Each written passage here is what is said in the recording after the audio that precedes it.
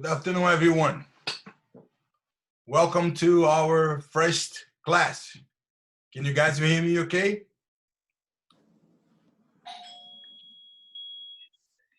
Yep. Oh, yeah. Good, good, great. So this is a very exciting day for all of us. I know you guys at the beginning, we all have a lot of questions and we all have a lot of concerns. You know, am I going to be able to understand 19 books in 1 month? Is it going to be difficult? Is it going to be complicated? So this time is when we take all our fears away. Okay? We are going to be able to cover the entire book. And as I explained to some of you guys, I concentrating and explain the subject in a way that you guys understand. I encourage every one of you to ask questions, because that's the only way that you guys can make sure that you are understanding the subject that's being taught. Okay, so don't be afraid, don't be embarrassed to interrupt me and ask questions, because that's the way that we're gonna learn. Okay,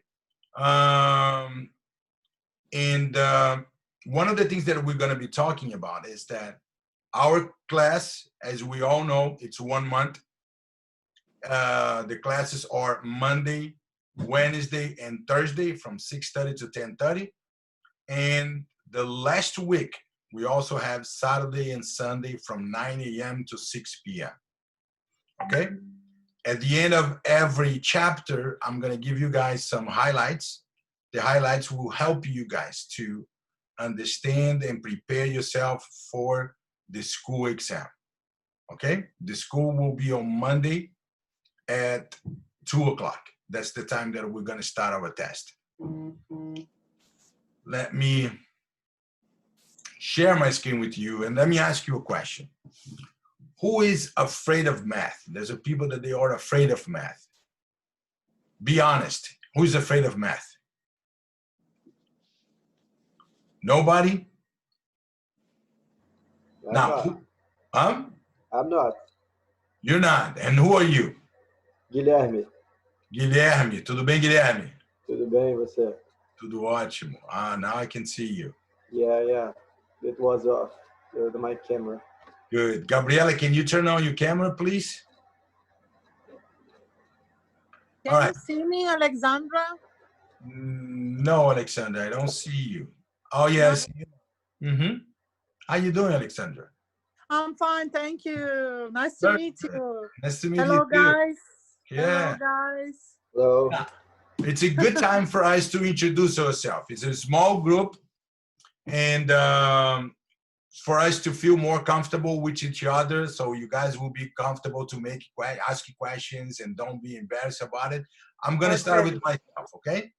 My name is Orlindo Machado. I am originally from Brazil. I've been in the United States for 32 years. And I'm a broker of RE/MAX, and I'm also instructor and owner of Easy Way School of Real Estate. Let's start with my first one on the list, Joseph. Hi, everybody. I'm Joseph. How's everybody doing? I'm excited to be here. I am a real estate professional, originally in DC, but I'm looking to come into the Florida market as well. So very happy to meet Orlindo and be here for the next couple of weeks and get to know everybody, learn some real estate. Great, Joseph. Thank you. Thank you for your introduction. Amazing. Thanks for having us. Thank you. Guilherme, I think you're the next one on the line. Hi, everybody. How are you doing? My name is Guilherme. I'm also from Brazil, like our teacher. I'm here in Florida for almost 3 years, and I'm discovering all the markets around here, and I realized that the real estate market is very good, it's very hot, and I'm excited to learn about it. Excellent, excellent, great, thank you. Alexandra, it's your turn, Alexandra. Hello, guys. Hope everybody's okay. We're healthy. I'm from Brazil also, Rio de Janeiro, and I live in Orlando, and I am desperate to learn a little more of real estate because I've been studying for a long time, but I didn't understand nothing. So now I'm here to learn with the Arlindo. That is good thought. You know, mindset is very important for everything that we wanted to accomplish. Thank you for your introduction, Alexandra. I'm happy to have Yeah, you. yeah, yeah. Yeah, Rafael, you're the next one.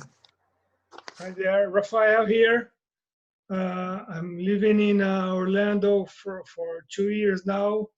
I'm originally from São Paulo, Brazil, and I'm new to this real estate market. I don't know pretty much nothing about that, so everything is going to be new for me. But on the other hand, I'm very good at math, so I hope I can help. Great. Good, good. So I'm telling you one thing. We are all on the same boat. Oh, yeah. In terms of knowledge, we are all on the same boat. Vyacheslav, it's your turn, my friend. Hello, my name is Vyacheslav. I'm from Russia. Now I live in Florida. Great, great. Thank you. Celia, it's your turn now, Celia. Turn on your camera, please.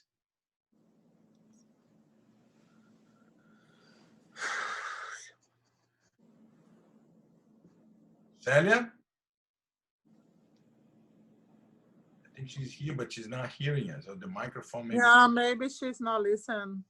Yes.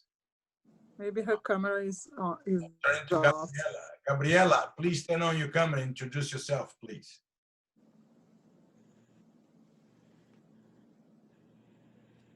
Hi guys, my name is Gabriella. Everyone calls me Gabby. I am recently a graduate with a criminal justice degree. I'm originally from Brazil, and I'm going into real estate because I'm going into law school. So real estate's something I can work in while I'm doing that. Great, great, good. Welcome, welcome. Let's see if Celia can hear us now. Celia, can you hear us? One of the things Zoom meeting, it looks like a spiritual meetings, you know. Oh, are you here among us? All right, guys, there's nothing to fear. There's a bunch of new terminologies, but we're gonna go over all the terminologies. There's something for everybody. But let me tell you one thing. This is what I say to all my students. From the 19 chapters from the book, 90% is to understand. So I'm not gonna be asking you guys to memorize anything more than 10% of the book. There are some things that it's not to understand, like laws in general. Those we have to memorize, but 90% is to understand. And that's why I'm here. I don't focus in presenting the material and get you guys reading the book. You're gonna notice that throughout our classes, I will never gonna read the book, okay? I'm just gonna grab my book just to give you guys the highlights. So everything will be presented to you and we're gonna explain all the steps, okay? Look at mine, look at mine. So you're good, good. Oh my gosh. Now, asking again, who is not afraid of math? Because nobody said anything. So I'm gonna. I am afraid, as a lawyer, you can imagine how lawyers are bad in math. So I am afraid in math. All right. Totally. Who else is afraid of math? That's the first subject we're going to address. Who else is afraid of math? Alexandra, I think it's only you. Okay. No problem, no problem. Shame on me. Let me show you this. Do you guys remember this? You remember that? The square root formula. Square root, yeah. How about this? Do you remember this? Yes. Yes, we remember that. How about this? Do we remember this? Do we have a movie or something? Because I'm not seeing nothing. Yes, I'm sharing my screen with you guys. You don't see my Screen on the computer? Yes, I'm sharing my screen. Guilherme, can you see my screen? Yes, sure. All right. Joseph, can you see my screen? No, I can't. What I'm seeing is Easy Way School of Real Estate. Welcome, and I'm writing on the left of the screen. Can you see? Yeah, I can see that. Okay, yeah. Oh, I see it. Now I see see it. that. Now I see it. Very good. So continue with this. So do you guys remember this?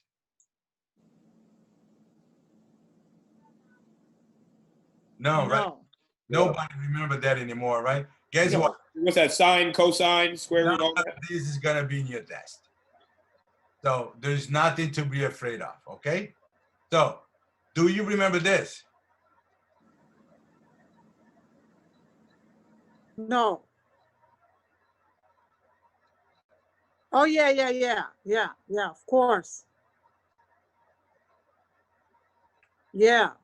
That's what's going to be in your test. Plus, minus, multiplication, division, and percentage. Ufa.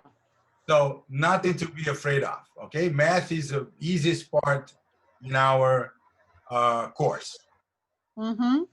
Okay, so with no more delays, let's start it with the first screen here. Now we are on the Sales Associate course, okay, pre-license. Okay.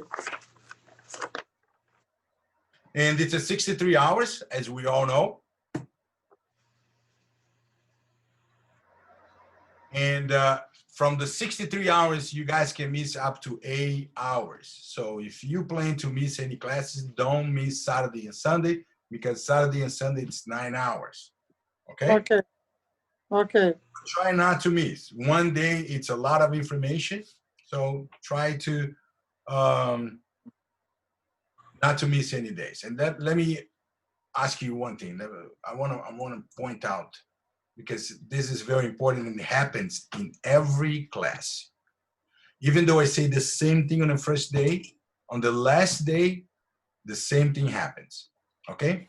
Let's make it a travel to the future, all right? Let's pretend that today is Sunday and we are an hour from starting the test.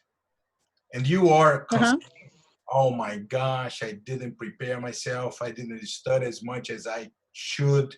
And now I'm totally unprepared to take this test. I don't even know if I'm gonna pass, right? Now, the good thing is that, let's go back to the present. We still have a month from today to our test. My commitment to you guys is that I'm gonna make this subject as simple as possible, and I'm gonna be open for questions. Anytime that you have any questions, ask me. That is my commitment to you. And your commitment to yourself is to dedicate this month to this, okay? Your life is not going to go away. Everything aside, we're not gonna have a class on Tuesday, Fridays, and weekends until the last week. So use those days to study, especially the highlights. So we go together and everybody will be prepared, will be ready to take the exam. And most important, everybody will pass. Thank you. But you need to make that commitment to yourself. I'm not gonna fail. Vyacheslav was my student before. Vyacheslav, do you think I'm gonna fail? Yes, right? I'm not gonna fail. I'm gonna make this thing interesting, clear. I will explain everything and give you guys time to ask all the questions, but you need to concentrate and you need to study on the days that we don't have the classes, okay? So then all right. Saturday and Sunday will be 9 hours. So test will be on Sunday. Test is started at 2 p.m. And you have 3 hours to finish the test, okay? And it's gonna be online. I'm gonna send you guys a link about 1:55. I'm gonna send you guys a link, and then you click on the link. As soon as you click on the link and then you provide your information, then the clock starts ticking, and you have 3 hours. Now, to make you guys feel comfortable about these 3 hours, I had students that finished the test in 45 minutes. I don't expect nobody to finish in 45 minutes.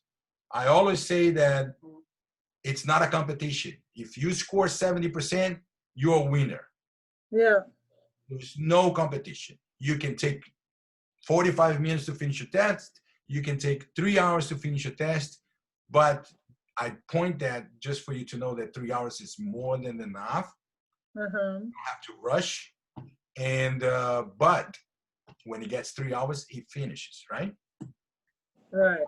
Passing grade is 70%, and no recording allowed, okay, during classes.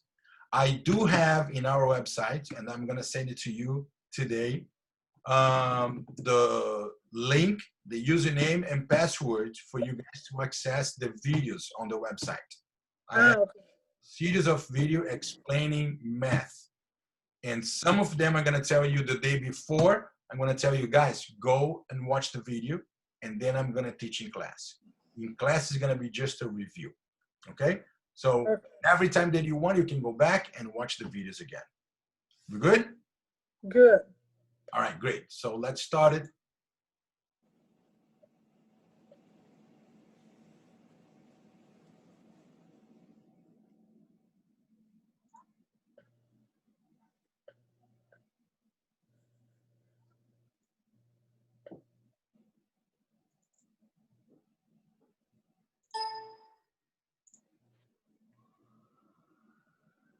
Now,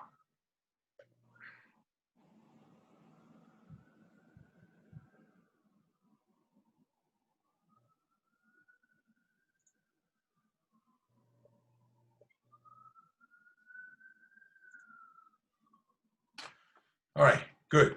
I like you guys to open the book on the first page that says contents.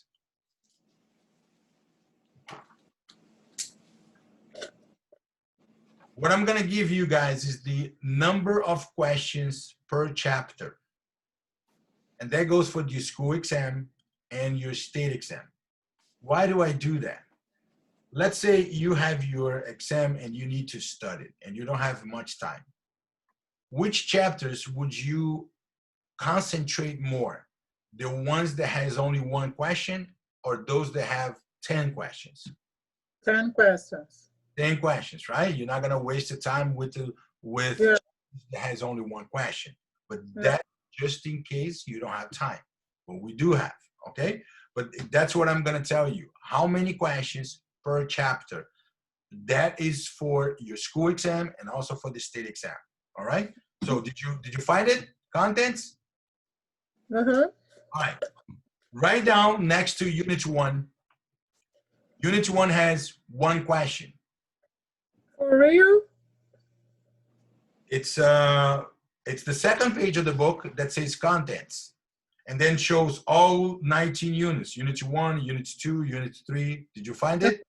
Yes, one question for Unit 1. Good. Joseph, I know you don't have the book yet, and whoever doesn't have the book, just write it down. When you get your book, then you can transfer to the book, okay? So Unit 1, which is chapter 1, has one question. Unit 2, 6 questions, okay? Unit 3 has 2 questions. 4, 7 questions. 5, 12 questions. 6, 2 questions. 7, 4 questions. 8 has also 8 questions. Unit 9, 7 questions. 10 has 5 questions. 11, 12 questions. 12, 9 questions. 13, 4 questions. 14, 6 questions. 15, 1 question. 16, 8 questions. 17, 2. 18, 3. And 19, 1. Okay? Okay. Good. Now, let's talk. Aline, Yes? can you repeat for you unit 9? Unit 9 has 7 questions. Thank you. You're welcome. All right, let's talk a little bit about real estate. As I think was Gabrielle who mentioned that's right now it's a hot market, and it is. Why right now is the hot market? Because the interest rate is the lowest in the history. You can get a 15 years loan for 2.5% interest rate. It's very low. Wow. What is happening is that buyers are coming because they want to take advantage of low interest. Yeah. Why the market is very hot right now. It's a very good moment to start your career in real estate. There's a few things that we need to understand that in real estate, we need to gain the trust of the public. You're dealing with the buyers or you're dealing with the sellers, you have to gain that trust. That's what is going to make them continue working with you and don't go with another agent. And for you guys to gain the trust, you need to show knowledge. There's a lot of information in this book that I use it in real life. It's not just information on the book for you guys to pass the exam. Those are, most of it is good information that you're going to use on your daily basis. Okay, so the more knowledge that you have, better you're going to be able to gain the trust of your buyer or of the seller that you are working with. Okay, so Okay. it's a lot of people wants to join this career for one reason, because we have a potential income. Let me ask you guys if you know how many hours to become a hairstylist. Hours, I think. Hairstylist, right? So how many hours do you need in a course to be able to take your hairstylist license? Like 200 and something. It's around 1,500 hours, 1,500 hours. Wow. Now think about this. How many heads can you put your hands on in one day? Is there a limitation? Oh, yeah. Yes, there's limitations. Yeah. Meaning that your income is limited on the time that you have to work in everybody's head. Real estate is only 63 hours. I believe it should be more. And what I try to help all my students is to bring real life experience to enrich these subjects. And also, I show agreements. In the book, you're not going to see the agreements. They don't teach in schools, but I show, because that's the only way that you guys can understand what I'm talking about. If I'm going to talk about a contract, I show you a contract. If I'm going to talk about a listing agreement, then I show you a listing agreement. Okay? So the potential income for real estate is tremendous. Now, let's give an example. If you sell a house for $200,000, the commission is around 6%, right? If anybody asks you what is the commission today, what would you say? 6%. Okay. This is one thing that we're going to be talking a lot during the 63 hours. In real estate, everything is negotiable. Okay? 6%, 7%, 5%, it's up to you. Okay? It's the same when the lawyer charge per hour. There's some lawyers that they charge $100 an hour. Some lawyers charge $1,500 an hour. Yeah. It's the way that they can sell their abilities, right? They will convince you that they're the only one who can help you with the problem that you have, and they're going to charge you $1,500. If you believe in it and you trust, you're going to pay $1,500. Yeah. The same thing in real estate. Commission are negotiable. We, in our industry, we try to keep it at 6%. Okay? Now, give it an example. If you sell a house of $200,000 and your commission is 6%, you're going to make $1,200. Sorry? No, it was my computer. I'm sorry. Oh, okay. So your commission will be $12,000. Now, can you sell a property for $2 million. Yes. So your commission will be 120,000, right? Yeah, but we can, it can be negotiable. It is still going to be 6%. If 6% of 200,000 is 12,000, 6% of $2 million will be $120,000. You see that you'd have no limit on your income. The only thing that you're going to have to do is to convince the seller that you are worth $120,000, which is more or less about 3 times the average salary in America. Let's say that the average salary is about $40,000 and you're charging $120,000. How are you going to make him believe that you're worth that money? Is showing your knowledge. Okay? Now, giving you an example. We know that when we take our license, we must work for a broker. We are independent in a way. Independent because you don't have to keep hours, you don't have to go to the office. That's why you're independent. You work to whatever buyers or sellers you want to work, but you must work under a broker. The broker will give you a split. He's gonna let you use his office, his license as a broker, and he might give you 60% or may give you 70%. Some companies, they give 100% commission, but in return, they don't give you anything, okay? At the end of the course, we're gonna be talking about that's not up to the subjects in the book for your test, but it's a curiosity that everybody has to see when I take my license, how do I find a broker? At the end of the course, we're gonna be talking about that. But in this example, let's assume that you work for a broker and the broker keeps 40% of your commission and he gives you 60%. If you sell 2 properties each month, your income will be $100,000 a year. Is that a good income? Yeah. Yes, right? Yes. Now, your income will depend on the value of the property that you are working with. We're going to talk about chapter 1 about farming, right? And we're going to understand this better. So just for you to know that this is a very good career where you can have a potential income, okay? Now, real estate license possess expert information in this area. Number 1, knowledge of property transfer, knowledge of market condition, and knowledge of how market real estate. From here that sell DC, Maryland.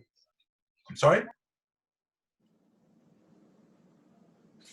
Sorry about that. I should have my phone on mute. I'm sorry about that. All right. All right. Knowledge of property transfer. We need to know if the title is transferable.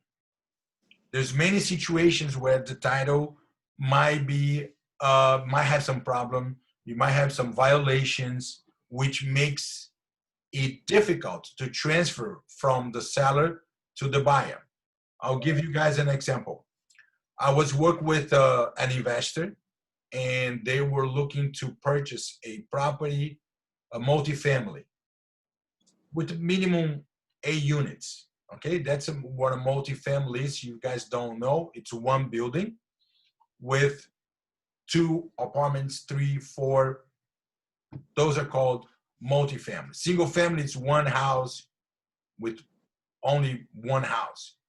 Multifamily, it's 1 building with 2 or more apartments. Okay, so that's what they were looking for. On the advertising, the MLS, where we find those properties, they were advertising 9 units.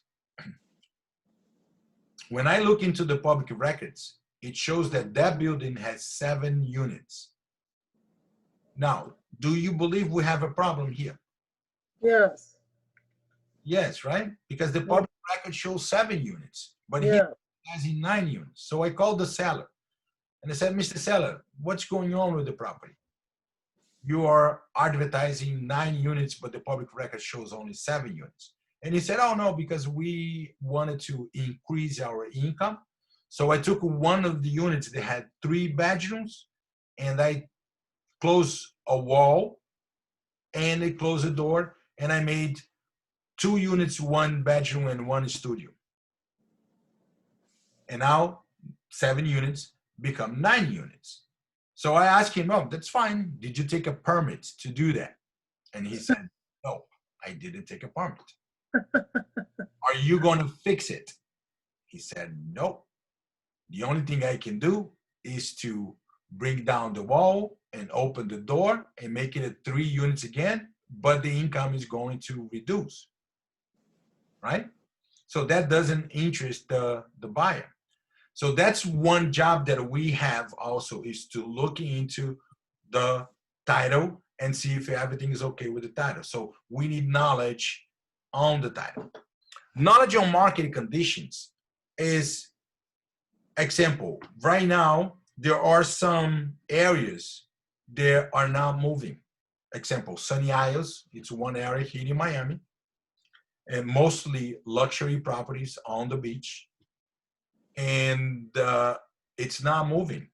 We have right now about 2,000 units for sale, and maybe they sell about 10 units per month. Now, if you divide 2,000 by 10, you can find out how long it's going to take to sell all the properties. Now, there are some other areas that it's selling fast. So that is understanding marketing conditions. And knowledge on how the real estate and business works is about valuation. And that's something that we do all the time. And let me show you here. Let me put it this here.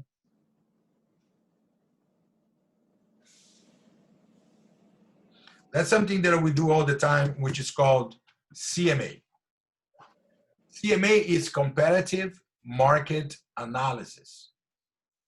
That is what we do to get a close number for the property, okay? So, example, you have a seller, and the seller wants to sell the property. If you talk to the seller, in general, the seller has in mind a value that is always more than the market value. That is going to make it difficult for you to market the property and sell because it's overpriced, right? Yes. When you go to a listing presentation, you need to prepare a report that's called CMA, Comparative Market Analysis. And to do a CMA, we need 3 informations, okay? First one is the active properties. Active means properties that are listed for sale. Now, I need your participation. I need you to interact with me. Why do you think I need to get the active properties to show the seller? Because he's going to buy and he doesn't want to see houses that is not in the market. No, a seller. I'm helping a seller to figure it out, the value of his property, so we will know for how much we're gonna list the property, okay? So I'm gonna prepare this document for the seller. Right now I'm talking about the seller. Soon we're gonna be talking about a buyer. Okay. Right now I'm talking about the seller. I'm preparing this document because I'm gonna have a meeting with the seller. This meeting is called listing presentation, okay? We're gonna put a name, the technical name for it. I'm gonna have a meeting with the seller, which is called listing presentation, and I need to help the seller to come up with a listing price, which should be close to market value. I will collect 3 informations to help the seller come up with the price. The first information is the active. Active means properties that are listed right now for sale. I'm gonna ask the question again. Help me out. Why do we think we need the active listings to go to that meeting? Because the seller needs to have a to idea of compare the price of the area. the So, house. yeah, like the seller needs to know how much the property is or in the same area. So if he think think his property is like $1 million, but when the agent show him that no, this is not around here. It never be $1 million. Look here, it's 5,000. It's $500,000. So it's just to show them how much the properties are there in that area. Very good. So the reason is for competition. We need to show him who he's competing with. Now think with me. If you go to a competition, do you want to win or lose? Win. You want to win, right? So if I'm going to listing an apartment in a building, and there is an apartment that is very similar to his apartment, and that apartment is listed for $500,000, if he decides to list for 600, he's getting in a competition to lose. Isn't that right? Yeah. Now I'm going to tell you what that is in this book. It will be in your test, and I use that every day. It's called Principle of Substitution. Write it down. Principle of Substitution. Principle of substitution. Okay, so what does that mean? What is principle of substitution? Principle of substitution means that no buyer will pay more for a property that he could get a similar one for less. Yeah. You agree with me? Yeah. Now, let's say you wanted to buy a watch. And then you go to a store and you see this watch for $500, and you go to the other store, you find the same watch for $400. Which one you buying? 400. 400. So it's not a rocket science. That's why we need the active to show the seller who he's competing with. So he's not going to have his price higher than the highest price because it's not going to sell. Yeah. You all understand that with me? Good? Now, the next information that I will collect are the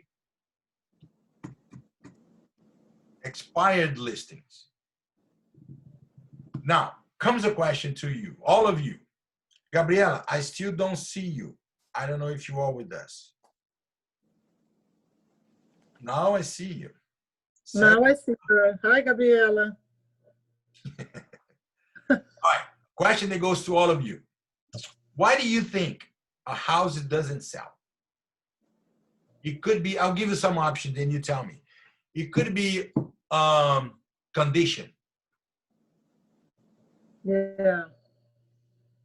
Let's say the house is in the market for 6 months and doesn't sell, 1 year doesn't sell. Why it doesn't sell? Maybe it's in bad condition, in bad location. Price. Maybe. Joseph. The price. You hit the spot. A property doesn't sell for one reason and one reason only, price. Okay? Price? If the property is in bad condition and he's trying to sell for a price of a good condition property, it's overpriced, right? Yes. But if he lowers the price, that gives the buyer a window, a room to spend money in renovation, then he's going to sell, right? Yes. So location is not very good. Oh, I'd rather buy a property on the beach. But we know a lot of people that they don't live on the beach and they still buy houses, right? Oh, yeah. So if we bring the price of the property to the condition or the location, then it's going to sell. So the only reason why it doesn't sell is overpriced. Now, why do I collect that information? Because I'm going to show the seller, look here, Mr. Seller, this property has been in the market for 8 months, listed for $600,000, and it didn't sell. Do you really want to list your property for $600,000? Because it's not going to sell. No. Right? Right. So that's the reason why we collect expired listings. And The last one is the sold. Now, help me out. Why do I get the sold? You want proof of what actually these properties traded for. Yes, because sold properties are basically market value. Yeah. Okay? Sold property are basically, I cannot say it is, but basically that's the market value. Why? Because when we buy a property, we need to do an appraisal. Okay? If you buy in cash, the buyer is a cash buyer, maybe he won't need an appraiser because he loved the property, he will pay the price.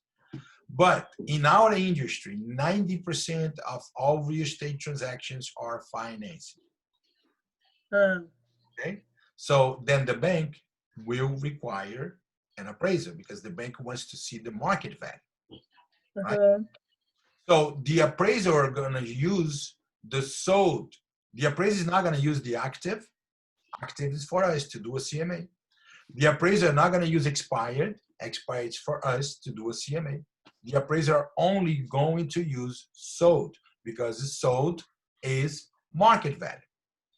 So that's what he's going to use to do an appraisal, right? So those three informations is the one we're going to use to do a CMA.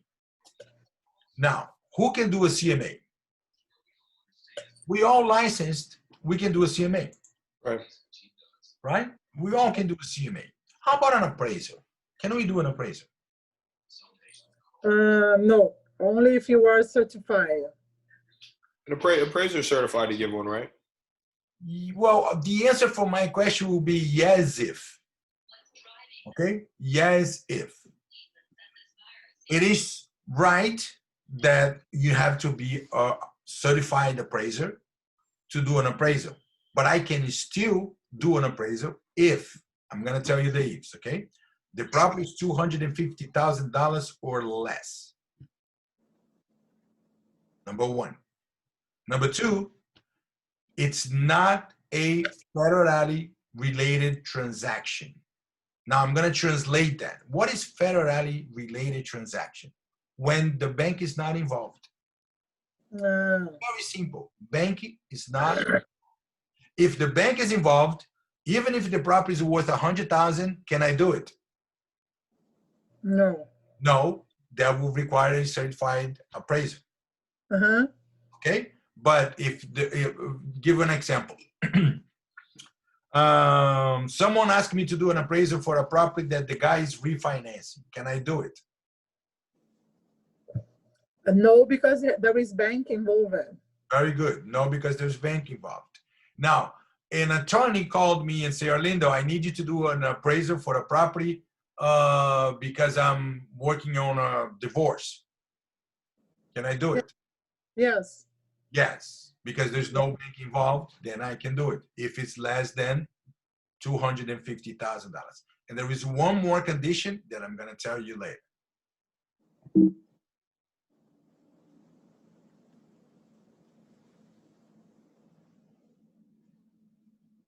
All right. The real estate brokerage is the business of bringing together buyers and sellers, owners and renters, in competing real estate transaction. So that's what we do. We bring buyers and sellers together, and I always say this to my agents, and I tell to my student as well. The real definition of our job is to facilitate a transaction. Why do I say that? I've been in business for 15 years, and I came across agents that they were acting like they were the seller. I asked them a question, and they answered the question for me like, I need an extension. Oh, no, I'm not going to give an extension. Why are you not going to give an extension? You're not the seller. If we don't have a power of attorney, we have no authority to make decisions, either for the buyer or for the seller. Okay? The reason why we are in business is to facilitate a transaction. I'll give you guys one example. I was renting an apartment, and the value was $2,500. That was the renting price, $2,500. Excuse me. an agent brought a tenant, and he sent me a contract to lease for full price. Excuse me. For a full Drink price. water. Huh? Drink a water.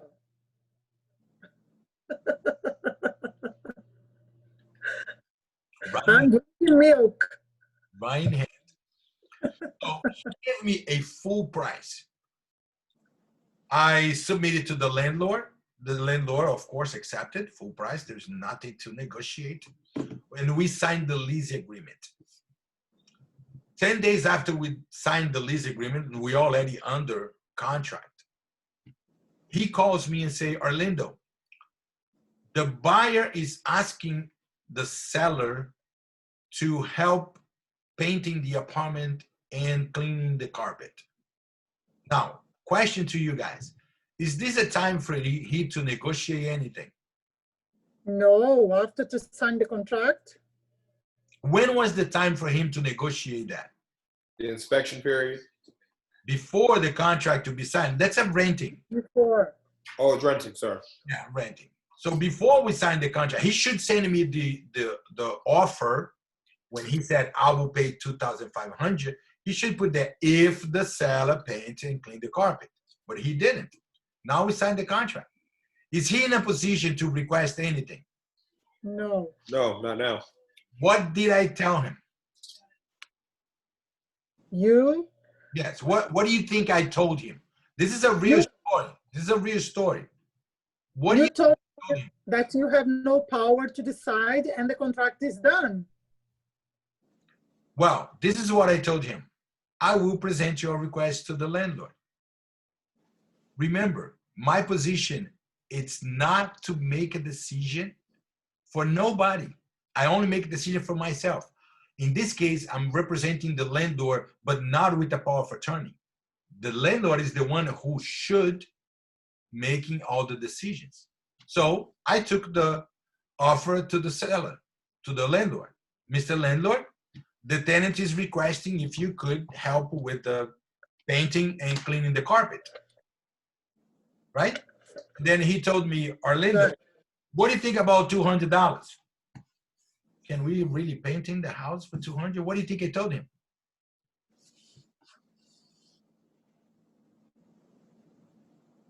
What do you think I told him? Can you repeat the question, please? He asked me, Orlando, how about $200? The landlord asked you. Yeah, how about $200? So I told him, okay, I'll present that to the tenant. Then I called the agent and I said, well, the landlord is willing to give him $200. Do you know what he said? Thank you. Oh, If you think about it, I've seen so many people fighting over the phone, having discussion, unnecessary discussion. yeah. It's already complicated. Why are we going to complicate it even more? I solved the problem without having any type of stress. I didn't stress myself with the guy. I didn't stress myself with the landlord. I said, that's what you want? Okay, I'll present to the landlord. The landlord said, I'll give it $200. All right, $200 is what you want to give it? All right, I'll present to them. All right, thank you. Bingo. Problem solved. Nobody gets out. When we understand our play in this game, life is going to be a lot easier. All right? Now, what can we do?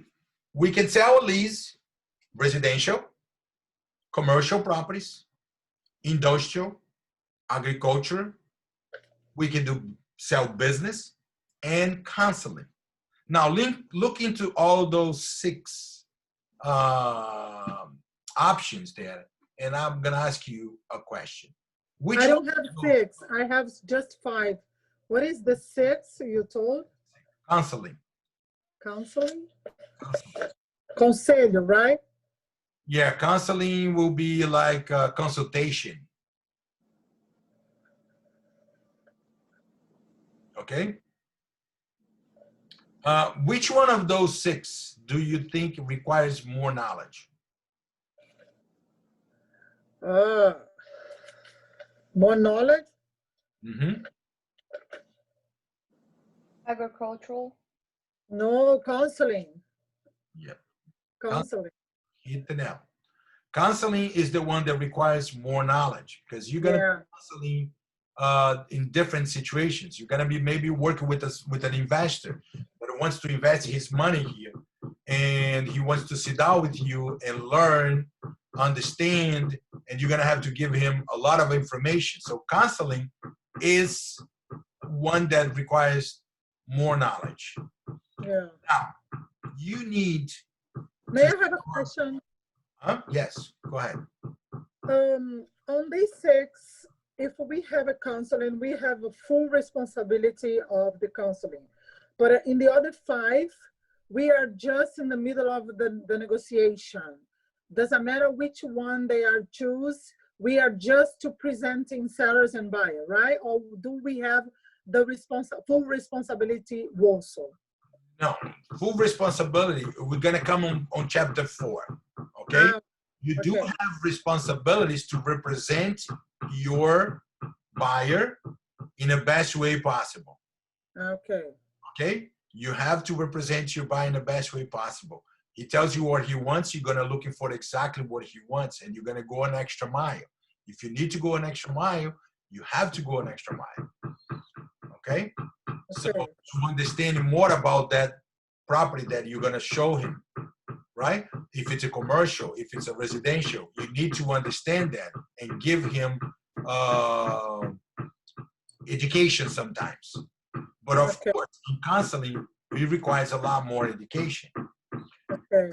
One thing that we need to start understanding. We need to value our time. And because if we don't, nobody will. Yeah.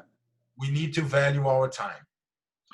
I had a situation with the Brazilian investors that they come and they start picking your brain.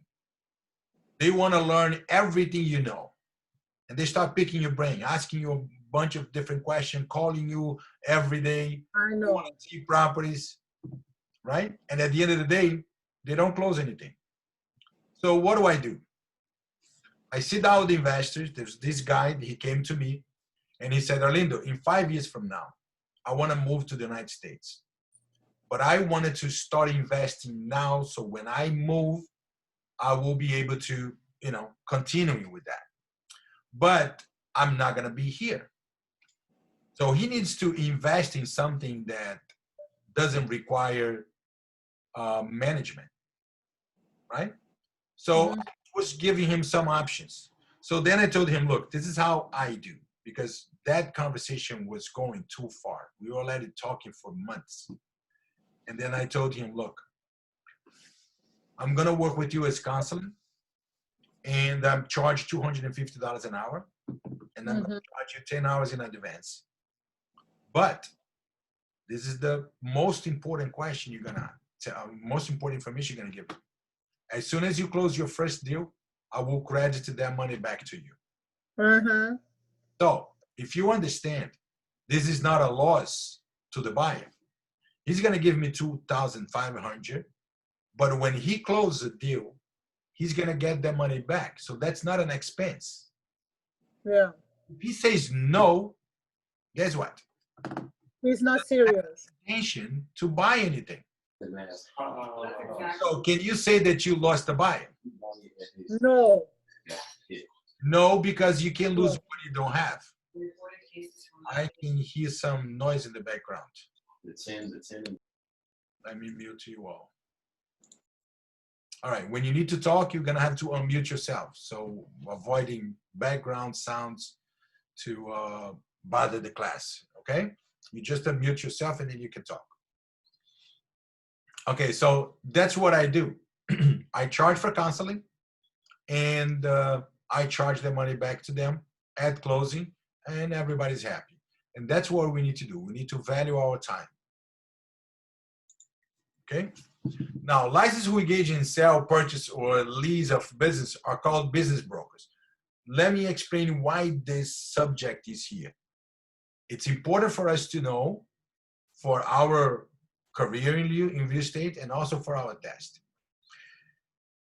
There are situations where a business is being sold with the real estate. And there are situations where the business is being sold without the real estate. You understand what I'm saying? I'll give you an example. Let's say you have a gas station. The gas station is a business of a gas station and also the property. When you sell a gas station, you could be selling only the business of gas station, or you could be selling the business and the real estate together. Right? You guys with me? Now, if you are selling a restaurant in a plaza, so we know that a plaza, if it's a plaza, it's owned by one person. So every business inside that plaza, they rent. If you're selling a restaurant, are you selling the real estate? No, you're not selling the real estate. You're only selling the business. But because it could involve a real estate, and to avoid, oh, is this business with the real estate or not? To avoid that situation, then the law says this: if you're going to sell a business, you must have a real estate license. Okay? That's all we need to know about this slide. Okay? And for whatever question that comes on your test, if you're selling a business, do you need a real estate license? Yes or no? Yes. Even if it's just a business, it still requires a real estate license, and this is the reason why. We're good? Excellent. Target market. Involve locating potential clients. Many licenses specialize in a particular type of real estate. Maintain a database of potential clients for that type of real estate. What does that mean? You can work in a specific area that's called farm. Farming means that you decided to work in one specific area. Let's say a town called Eastern Shores. There's a town here that's called Eastern Shores. When you decided to farm in Eastern Shores, meaning you are getting specialized in the area. You're gonna know everything about that particular area. Eastern Shores has a main street that's called 35th Avenue. The 35th Avenue has no exit. You have to go back through 35th Avenue to leave Eastern Shores. Eastern Shores has about, I don't know, maybe 6 or 7 streets. They all dead end. The east side of 35th Avenue are condominiums and townhouses. The west side of 35th Avenue are all single families. The single families started in $1.5 million, and the condominiums started about $200,000 and $250,000. What did I tell you with this explanation? That I am specialized in Eastern Shores, right? So this is what farming means. Farm means you specialize yourself in a specific geographic area. But it could also mean a property type. I had one of my students, and I always use him as an example, because we have to aim high. We always have to aim high. When he passed the school exam, we were having a conversation after, and he told me, Orlando, I want to make $300,000 a year. That's aim very high, right? He took his state license, his real estate license, and then he called me and said, Orlando, I passed the real estate license, and I'd like to see the opportunity to work with you. And then he came and we started working together. Actually, he started working in my company. And he told me, Orlando, I know a lot about multifamilies because I own 6 multifamilies. And I'm going to work only with multifamilies because I know, and I'm going to do that in South Beach. What is he doing? He's farming in 2 different areas. He's farming in a geographic area, South Beach, and he's also farming property type, which is multifamily. Okay, that's what farming means. It's when you decided to specialize yourself either in a geographic area or in a property type. Like I showing you here, Eastern Shores, that's what I was talking about. Let me get a arrow here. Now you see, this is the 35th Avenue, and it's a dead end. If you want to leave, you're gonna go back to the same street, and all the streets across, they're all dead end. So this area here is for single family. This area here is for condominiums and townhouses. That's what a farm is. We good?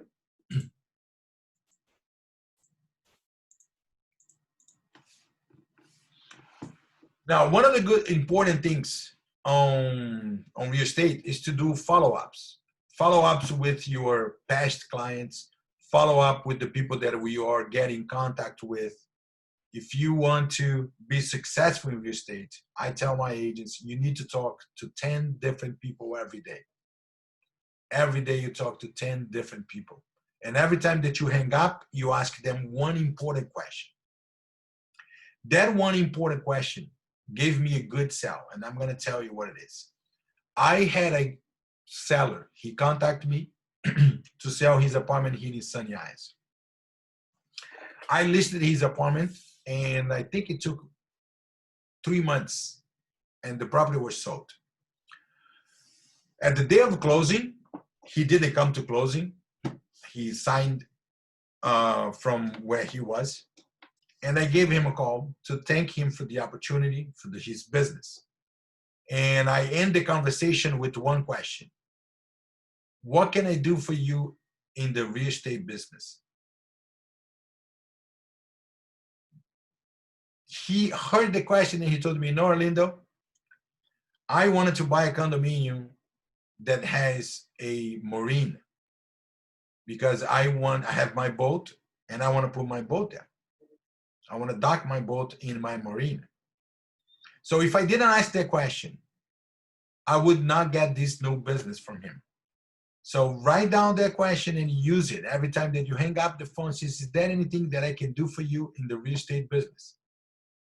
And I sold him an apartment on Marina Palms and also a dock, a slip for him to put the boat. Just the slip itself was $340,000. Right? So keep in mind things that you can use on the business. Now, what a sales associate does for buyer or sellers after the transaction is concluded. We do follow-ups. Results in good reputation, referrals, no business, word of mouth advertising. And that's something that we all should be doing either with past buyers or sellers or new people that we get in contact with. Property management. Property management is a business that's growing a lot in Florida. Who can tell me why?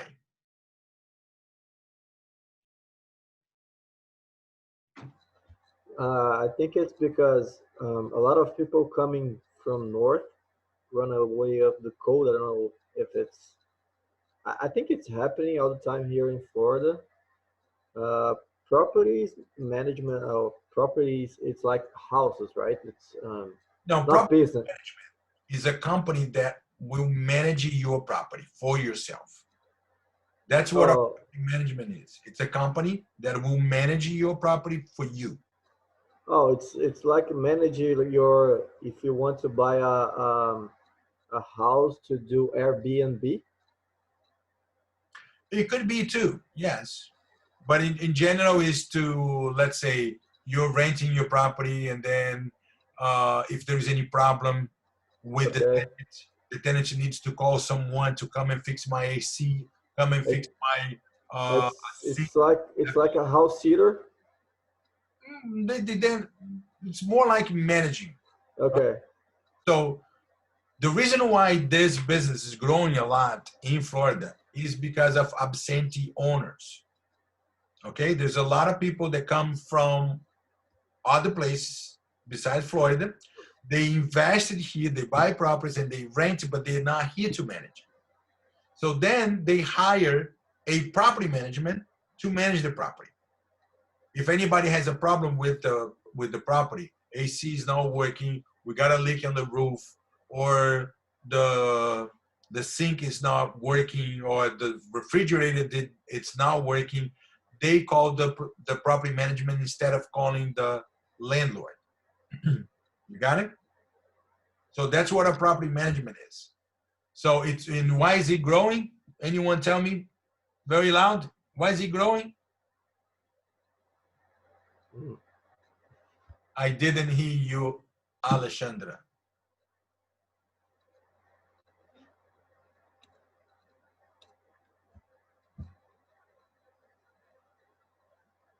Let me see if I can help you. Because I will tell about Florida. Me, for example, I live in a resort, and I am like one or two or three guys that will live here. The others are all Brazilians and foreigners that they don't live here. They bought the house to business, and then of course they need a proper manager to manage the. What is the reason why property management is growing? What is the words that I use it? Joseph, what is the words that I use it? Sorry, can you repeat that? What is the word that I use it for the business of property management being growing in Florida? I missed that. Absentee owners. That's the reason why. Absentee owners. Okay, yeah. That's the reason why property management is growing in Florida.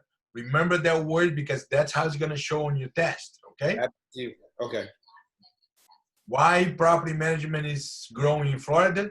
Absentee owners. The owners. They owns the property, but they don't live in Florida. Then they need a company to manage their properties. Okay. Okay. All right, great. It's actually good for me because that's a large market of which I would be going after is absentee owners. So It's a large. Yeah. Now, the goal of the manager is to protect the owner's investment. Meaning, number one thing is you have to keep the value of the property by maintaining it. And you are going to try to maximize the return. You know, if you need to make some adjustments on the property, some repairs on the property, so you can rent it for more money, then you can do that. All right? Now, rental agent versus property management. What do we do when we are representing a tenant? We are rental agents, right? We will find a tenant and we collect a fee to find the tenant. And the job is done.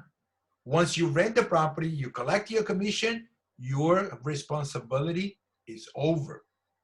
A property management will continually manage the property after you secure the tenant. That's the difference between a property manager and a rental agent. And just a question, how you can charge the owner, like for the management? Well, in general, we charge a fee, a percentage. It could be 10%, 7%, 15% of the money that you collect. Okay. Okay. Again, one thing very important in real estate is that everything in real estate is Negotiable. negotiable. Very good. Everything is negotiable. Now, the CAM license, that's what you're talking, Joseph. That's what you're going to go after, a CAM license. CAM license is only 2 days course, and you can get your CAM license. So then you can manage bigger properties, you know. The CAM license is required for salaried manager or association with more than 10 units or with the annual budget more than 100,000. So if you're going to manage a property that has more than 10 units or the annual budget is more than 100,000, then you have to have a CAM license. Okay? It's a different license than our license, and it doesn't require it to have one to get the other. You can have only a CAM license, you can have only your real estate license. Oh, you can have both. But is there any question in our test about the CAN license?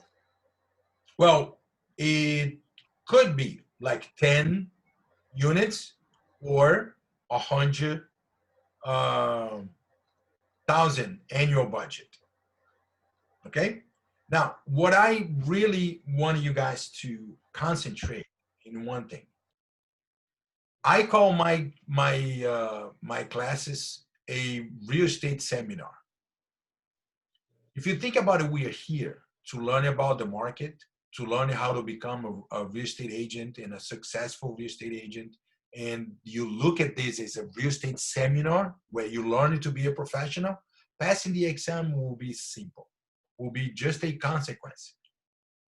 Okay? When we think about the test, the exam, we are concentrating on questions.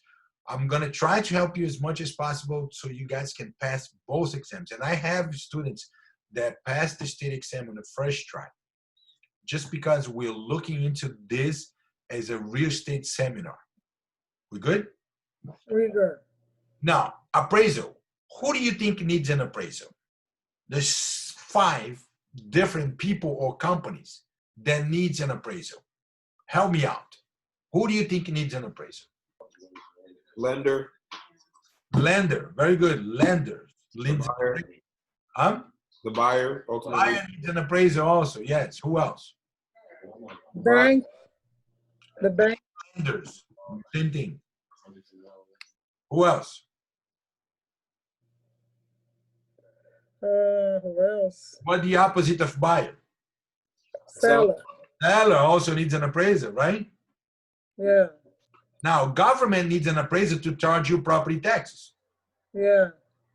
right? It's a different type of appraisal, but it's also an appraisal.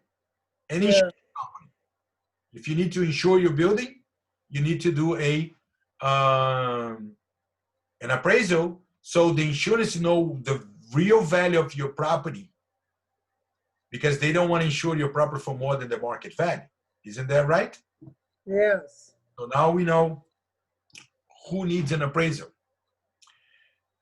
Now, the Florida Real Estate Appraisal Board regulates the certified and licensed appraisers.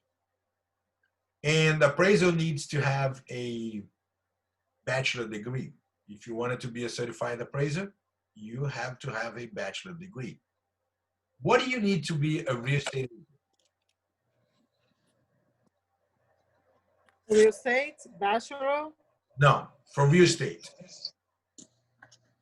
High school diploma. Ah. That's the only thing you need. You need a high school diploma, but to be a certified appraiser, you need to have a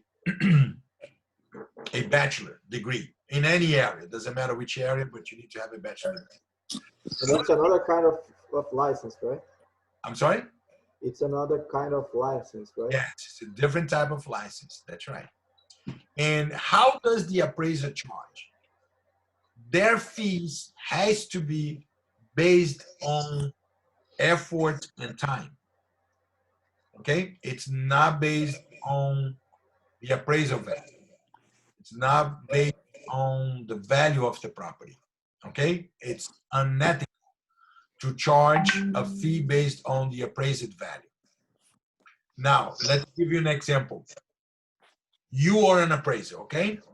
And you're going to appraise a property that the value is $5 million. And you are also going to appraise a historical house, a house on a historical neighborhood, and it's a historical house. Which one are you going to charge more? The one that costs $5 million or the historical house that maybe costs about $500,000? You are going to charge in base of your hours, your knowledge, not in base of the value of the house. Very good. So you're going to charge based on time and effort that you put it. So in that case, you're going to charge more on historical property than on the $5 million property on the beach. Right? Yes. Yes or no? Now, this is what I was telling you before. Can a real estate licensee do an appraisal? Yes or no? Real estate license Do an appraisal. You stated Uh, do an appraisal. We were talking this at the beginning. if it's not federal related, yes. Yes. Not federally related transaction and no more than 250,000, but you must use the format. It's called USPA. It's the Uniform Standards of Professional Appraisal Practice. When we do a CMA, it's a simple report. You can do on Word. Any way you want to do it, you do a CMA. But if you're going to do an appraisal, you must follow the format of USPA. Okay, so those are the things that we needed. Let me put it in here for you. Non-federally related transaction, and the license who is performing appraisal must follow the USPA.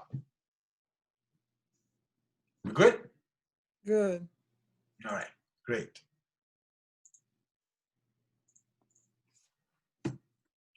All right, this is what we do. We don't do appraisal, we do CMAs that I already explained to you guys what CMA is. In general, we collected three informations: active, expired, and sold. And we don't have to follow any format. Any format, it will be okay. All right, we don't have to comply with the OSPA. Okay. And can you charge to do a CMA? Yes, you can. Yes, you can. In general, we don't charge to do a CMA because we are working with the buyer, or we are working with the seller, or we want to take the listing. Then we don't charge to do a CMA. But let's put an example. A homeowner called me and say, Arlindo, I wanted to sell my property, but I want to try by myself first. I don't want to hire any agents. I don't want to hire anybody. I just want to try to sell by myself, but I need you to help me with the CMA. Can you do me a CMA? And then I can tell him, yes, I'll do you a CMA. I'll charge you $250 to do the CMA. And I will give you a receipt that says that if you listed the property with me in the future, I will return this $250 to you. Fair? Awesome. We need to find a way to make money and work around things. Remember, Yes. you need to value your time or nobody else will. You're going to sit down, spend 1 hour to do a CMA, give it to him for free. Maybe he doesn't sell the property, and when he decides to sell, he's going to call somebody else and not you who did the CMA for free. If you don't value your time, he's not going to value your time. So then I charge him $250. If in 6 months, and that's valid for 6 months, if in 6 months you don't sell your property, you decided to list that with me, I will return the $250 to you. Yeah. Good? Good. Guys, let's take a break, 20 minutes break. All right, we'll go back at 8:20. 7. 8:20. 820, right? 8:20. Yeah, we'll go back at 8:20. Let's take. Oh, okay. We all need to Okay. get up, stretch our legs, go to the bathroom, drink water, and I'm not gonna go any further. Okay. All right, I'll see you soon. See you.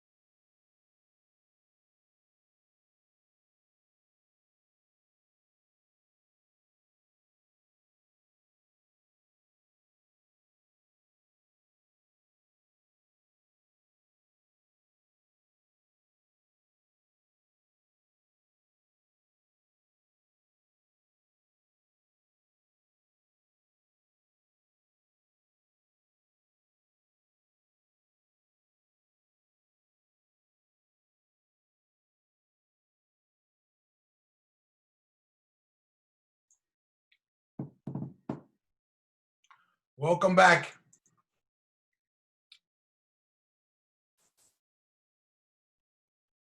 Hello, everyone. Yeah, I'm back here. Hi there. Who else is here? Let's turn on the cameras. Good, I see you, Gabriela. Rafael, Guilherme, where are you, Guilherme? Alexandra. I'm back.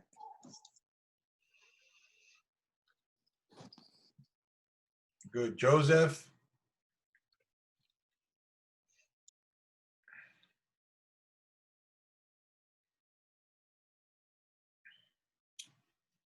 Good, now we're all back. Great, continue. Now, we'll talk about BPO. BPO is similar to CMA. Now, we all know what CMA is, right? Now, once you're going to be doing CMA all the time, if you're working with the buyer, you are going to do a CMA because the buyer wants to make an educated offer. And to make an educated offer, the buyer wants to know what's the market value for the property before he makes any offer. The seller also needs to make an educated decision before they list the property. So that means we're going to be doing CMAs a lot. Do you guys understand what CMA is? Anybody has any questions about it? Forget about the test, okay? Think about your real life as a realtor. Do you have any question about CMA? No? It's clear to everybody? Good. So another thing that's similar to CMA, it's called BPO, Broker's Price Opinion. The difference is that it's done by the broker. We cannot do broker's price opinion. We cannot do BPO. Only the broker can do BPO. If we're going to do BPO, we need a broker's supervision. Okay? We need a broker supervision. Now, who would want a BPO? Let's give an example. We have a property that we called REO. REO means real estate owned by the bank. Okay? And let's say that the bank owns that property and now the bank wants to sell it. And then they call you to ask for you to do a BPO because they're going to, let's say, trust more in a price's opinion from a broker than a CMA from an agent. You all with me? You understand that? Now, if a lender, a bank, calls you and asks you to do a BPO, how much would you charge for a BPO? Or would you charge, not charge? I might ask them to list the property with me, or I might take that angle. Mm-hmm. Good. I think who needs to charge is the broker. Yes, the broker. Let's say I'm the broker, okay? Uh-huh. And you guys are broker. Today, you are all brokers. Would you charge? Don't charge? I'll tell you what. If a lender calls me and asks for a BPO, I would charge nothing. Right. And I would take him to lunch to give him the BPO at lunch, and I will pay for lunch. Yeah, very smart. Why is that? Because they possess these listings. They possess the property and they want to list it. And they contacted me to do the BPO. So I got a great chance here to get the listing. Right. Oh yeah, That yeah, might not be the only one that they have. They might have more than one. yeah, Right? Sometimes you have to let the small fish go to get the big. yeah, Right? yeah. So, and the BPO also doesn't have to comply with USPA. Could be in a regular format. Doesn't matter. Okay? A sales associate can only do a BPO with the broker's supervision. Mm-hmm. Right? And any compensation, let's started talking about this right now. Number one thing is that we can only work from one broker at a time. We cannot work for two brokers. Okay? only one broker at a time. When you guys get the license, you can work for one broker. If you don't like it, you have to leave that broker and put your license in another broker. Okay, one thing clear, we can now work for two brokers. Let me give an example, a different scenario. Our owner developer, let's say Lennar. Lennar is a big company and almost everybody knows Lennar. Lennar is building a huge community with 250 properties. And you decided to put your license on a broker and work for this broker from Monday through Friday. And on the weekend, you decide to work for the owner developer. Is that arrangement valid?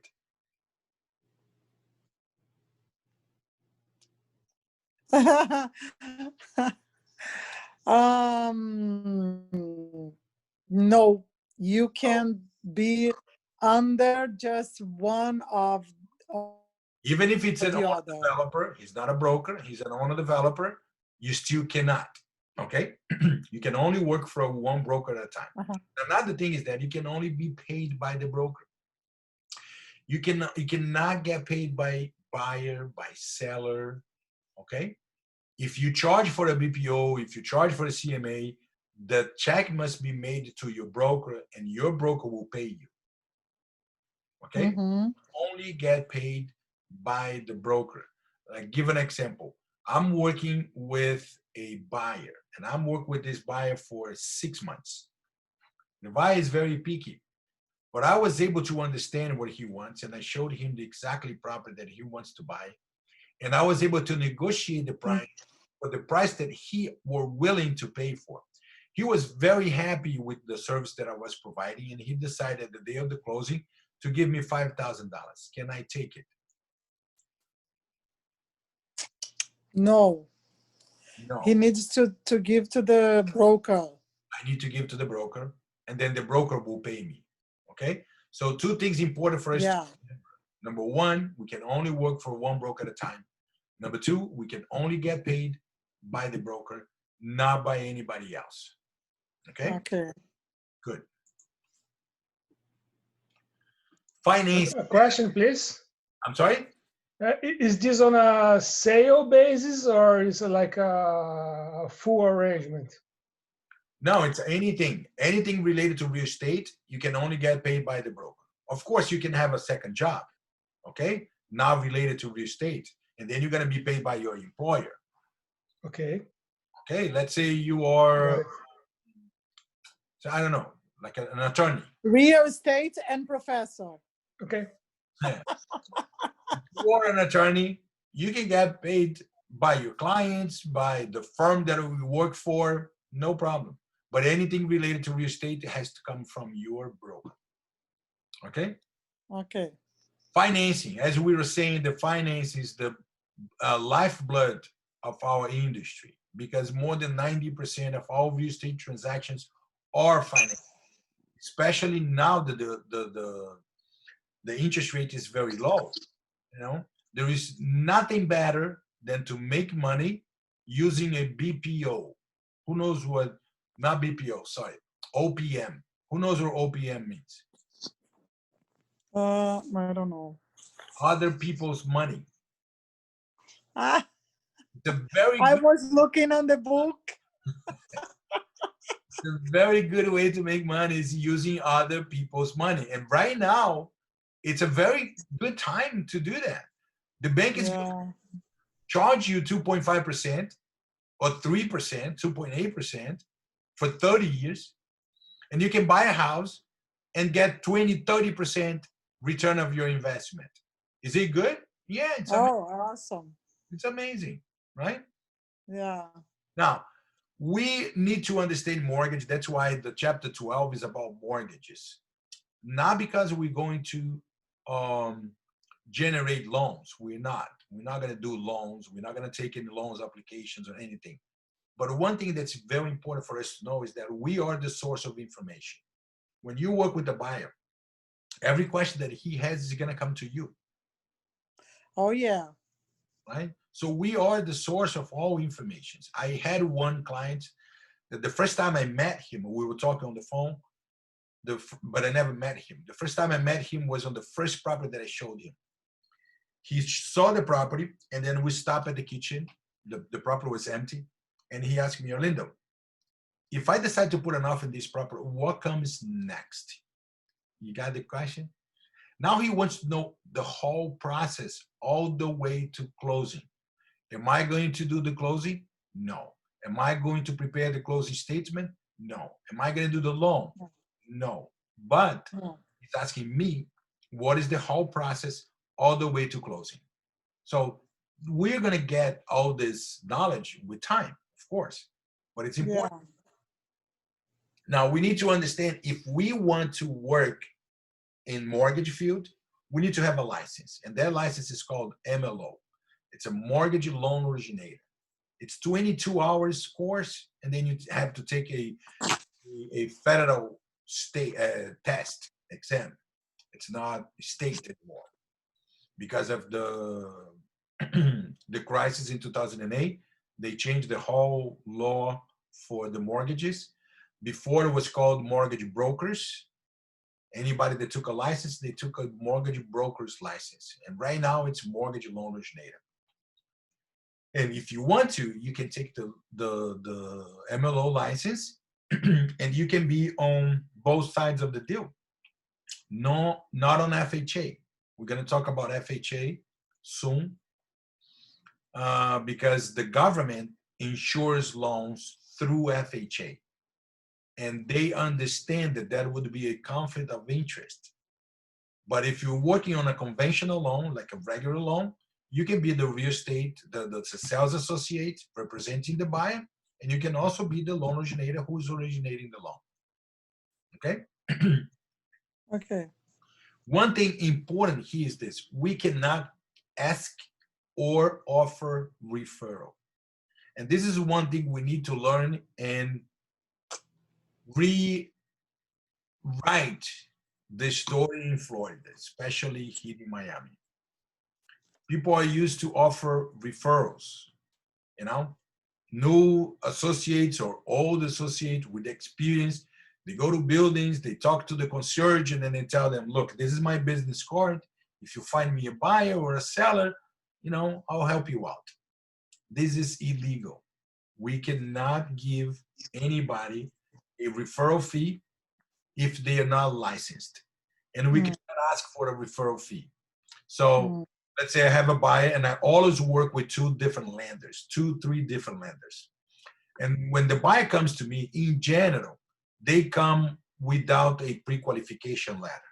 They didn't go to the lender first. And this is one mistake that most buyers make.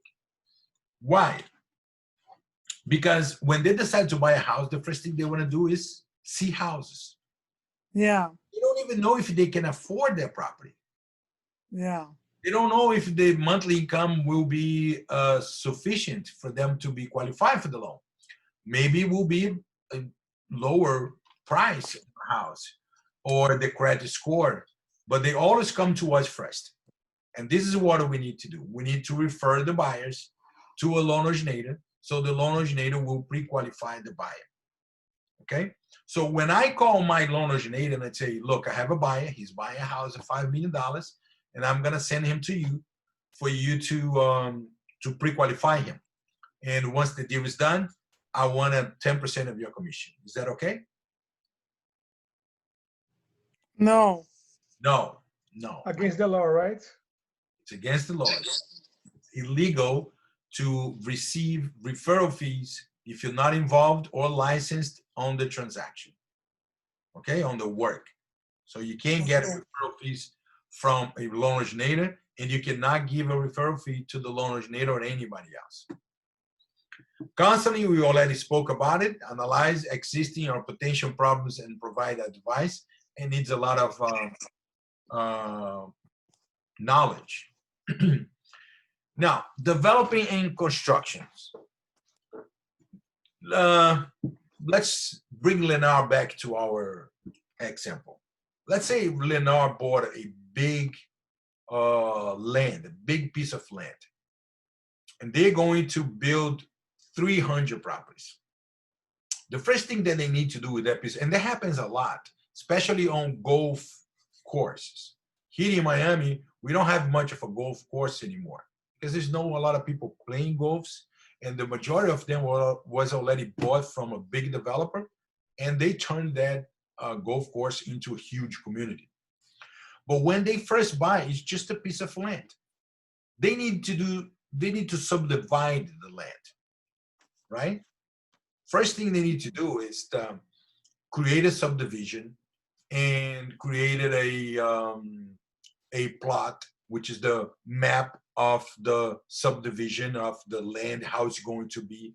They need to create a streets and sidewalks, right? Let me put this thing here so you guys can picture what I'm saying. Let's say that this is the piece of land, right? Mm-hmm. They come and they divide it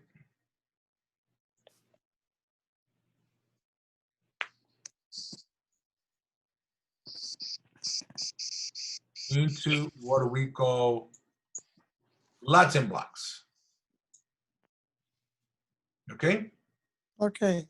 Now, let's say Alexandra bought this piece of land here with the house. Now, how can you get there? The way I see it, the only way for you to get to your property is by helicopter. Right? Yeah. So that's why that's part of the subdivision. It's creating streets, creating sidewalks, and then they're gonna build the community. And after the community is done, they're gonna have to get these streets and give to the city because it's not part of the community. The streets now belongs to the city. And this act of giving streets to the city is called dedication. Dedication. This could be in your test. So that's why I'm pointing that out and I'm addressing to this. Okay? Dedication. So what is it called when the developer gives the street to the city? Dedication. Dedication. Very good. So there's a few different ways for them to start building something. Okay, and we're gonna look into that. That's another subject that could be in your test. Of course, there's 3 different phases that I already talked about it. Number 1 is buy the land. Number 2 is subdivide the land and development. And then they will record the plat map into the county. Now, dedication is when the community is ready and the developer gives the street to the city. Mm-hmm. They can build in 3 different ways. This is another topic that could be in your test. Number 1 is, let's say they have the land and they are doing custom. Custom means this. The customer the buyer comes and say, look, I wanted that piece of land and I'm gonna tell you how I want you to build it. I wanted my house around the pool, like we have in the picture here. I wanted 2 floors. I wanted a wood deck around the pool. So that's called custom, okay? What is custom? It's when the buyer tells the developer how they wanted the house to be built. We good? We're gonna go to the next one is called spec or speculative, okay? More, easier to remember is spec. Spec is this, is when the developer builds 2 property without securing a buyer. Let me get this thing here. Okay. Now, he built this property here, and you can see that they're different, right? This one here is different than this, but it's 2 properties. They build without securing a buyer. That means that the buyer needs to come, like the way it is, and buy it. Okay? So FREC is when I have the land and I wait for the buyer to come, buy me the land, and tells me how he wants the house to be built. The second one is when I have the land and I build the way I like it, without securing a buyer. I don't have anyone to buy it. And then I put the house in the market and I hope to sell. The first one is called custom. The second one is called? The second cost spec. The second one is called spec. Good. Now, the third one, it's called tract homes or models. That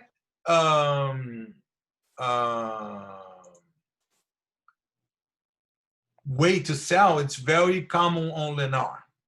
This is what they do. They build 3 different houses in the community, okay? Like a model. They furnish, and then the buyer comes and they visit those properties and they choose which one they want. Okay? They're only going to build 3 different properties in this example. Only 3 different properties. But they don't have anything built right now. But they have these 3 already built. And then the buyer will come and say, look, this one here is a bigger house with a pool in the back. Let's assume that it has a pool. This one he has a garage. This one he's different. And then I wanted this one. And then the developer will build one exact like that. That's called tract homes or model homes. How many do we have? 3. 3. Good. 3. One is Spec, custom. custom, When and the tract. buyer comes in, Custom, when the buyer comes in, tell them how they want it. custom home, spec home, tract home. Is when the builder build without securing a buyer, Build without securing the buyer. Yep. and the spec and the tract homes is when they build like a model homes, and the buyer comes with those models and Like they Lennar. want. Okay. Good. Now, what is the whole of the government? We have a local government that is responsible to charge property taxes, occupational license, building permits, zoning, right? And the state government is coastal management. And the federal is more like fiscal and monetary policy, okay? Most important is the local government. They are responsible for property taxes. Okay. Now, when you guys get your license, you're gonna join a broker, okay? So when you join a broker, you have to become a member of the local association of realtors. Every county has one. Miami Association of Realtors, Broward Association of Realtors. Every county has one. And once we work for a broker, we must be member of the local association in order to gain access to the MLS, to find properties, okay? Now, we have the local association. We have the state, it's called Florida Real Estate Association. And we also have the NAR, which is National Association of Realtors. And one thing that I want to make clear for you guys is that realtor is a trademark.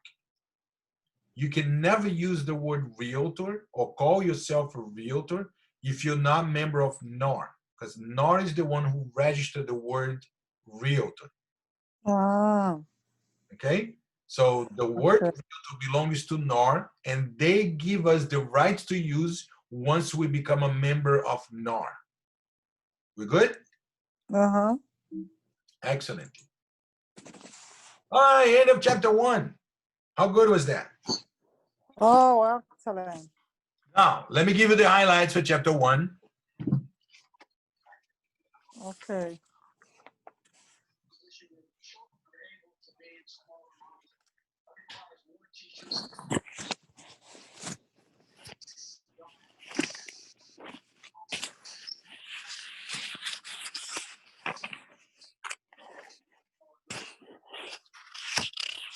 Okay, open the book on page 4.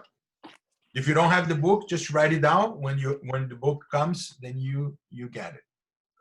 Page 4 is the same on the 42 edition.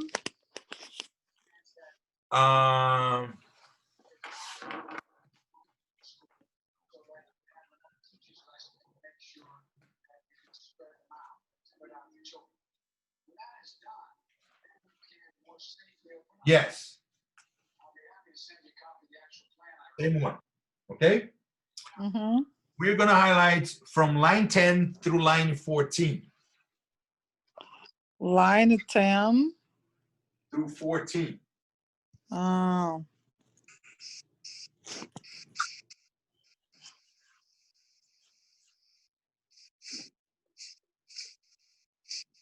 Give me 1 second. I need to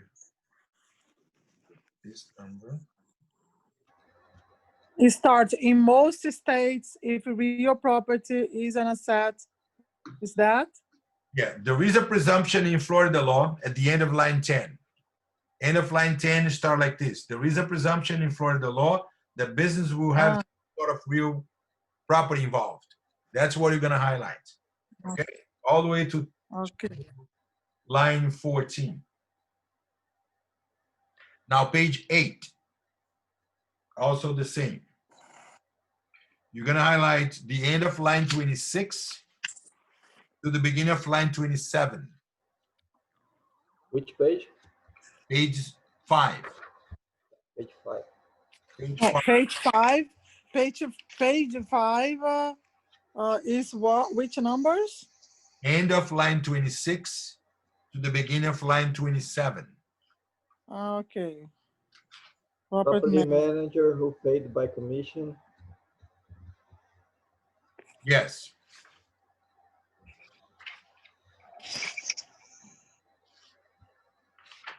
Is this also for short terms? Short terms? What do you mean short? Short-term rentals.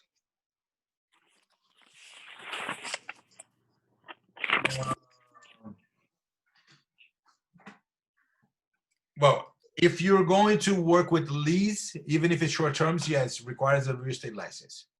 Okay, even if it is Airbnb doing the lease, and you work like as an agent only.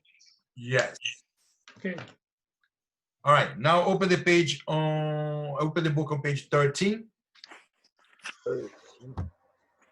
Just to make you guys feel comfortable, let's do the quiz. You have 10 minutes to do the quiz.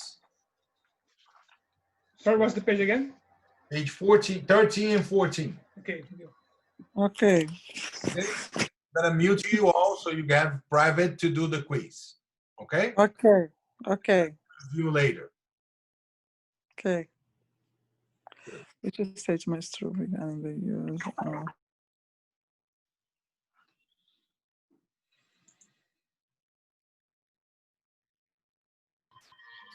The quiz is in the book, right, Arlindo? The questions on the book, but don't cheat. Who asked the question? John? Joseph? Yeah, that was me. Oh, okay, because you don't have the book, right? Right. Yes. It's fine. I mean, I'll have the book by, a day or so. All right. Yeah. I didn't send you the link, right?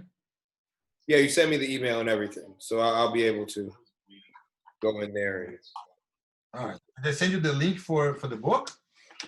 well, actually, I thought, is that link included in the link that you gave me for the Zoom? No. It I'm is. gonna send that to you At the right- bottom. It's at the bottom. That's where I ordered it from. It's taking a while though. Oh, okay, thanks, Gabrielle.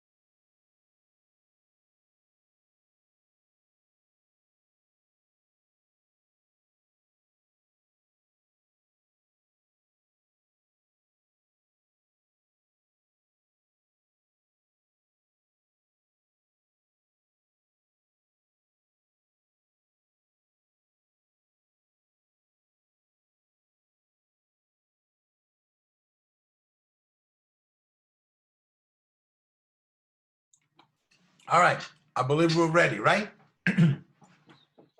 So let's go for the first question.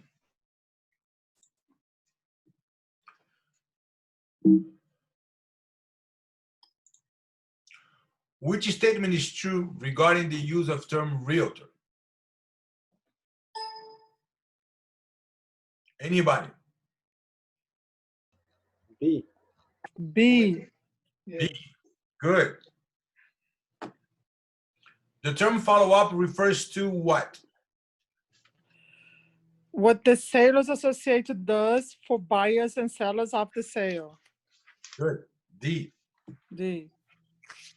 Even through certain exceptions apply, an active real estate license is legally entitled to appraise real estate for compensation concerning a non-Ferrari related transaction. Is this true or false? A. Hey. A. Very good. The field of property management has experienced growth and specialization primarily because City owners. C. C. Increase of absentee owners. very good. Real estate licensing must comply with the uniform standards of professional appraisal practice when conducted which value estimates? A. Appraisals. Appraisers are paid the fee because A. A. A. Very good. The 6 major sales specialties do not include what? B. B. B, specialty. The real estate activity that is developed to leasing, managing, marketing, and overall maintenance of property for others called B. B. property management. Good. Which type of construction involves building to a buyer's specification? C. C. C. Custom homes. C. Custom homes. Very good. You see, this is a tricky question because it says specification and then we think it's a spec. Yeah. The term dedication as it applies to development and construction refers to what? A. A. Empty land owner. Hey, very good. What type of license is required to sell or lease business opportunities for another person? C. C. Everybody agrees to that? Yes. Select a limited geographic area in which a real estate professional develops a special expertise is called what? Farming. C. Farming. C.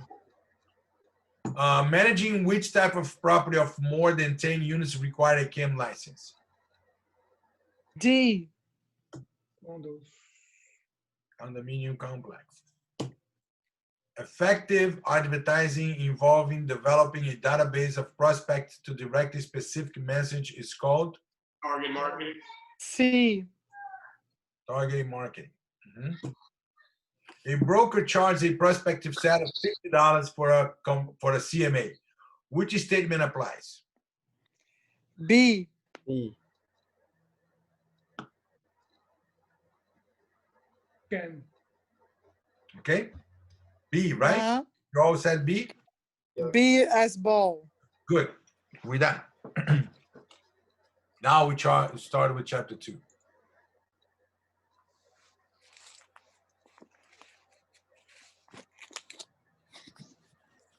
Are you going to do all chapters 2 today? All chapters now. 1 and part of 2. Oh, because it's too much. Do 19 chapters in one day? It's impossible. It's because it's too much. Yes, you can't do 19 chapters in one day. That's why we have a month. Yeah. That's why we have a month. All right, how Okay. is it so far? Is it complicated? No, it's good. For me, it's good. Yeah. What do you say, Guilherme? Is it complicated? Oh, sorry. No, it's good. It's okay. All right. So, Joseph, you think it's very easy so far, right? Pretty straightforward. All right, good. So we started chapter 2. All right. The real estate license law and qualifications for licensure. So what are the requirements by law and what is the qualification that we need in order to get the sales associate license? That's the name of the license that you guys are gonna get. It's the sales associate license. All right. Now we're gonna learn about 2 chapters, and those are the only 2 I want you guys to remember. This is for memorization. The chapter that creates the DBPR, let's learn about DBPR. The DBPR is the Department of Business and Professional Regulation. Okay? DBPR is the one who issues our license.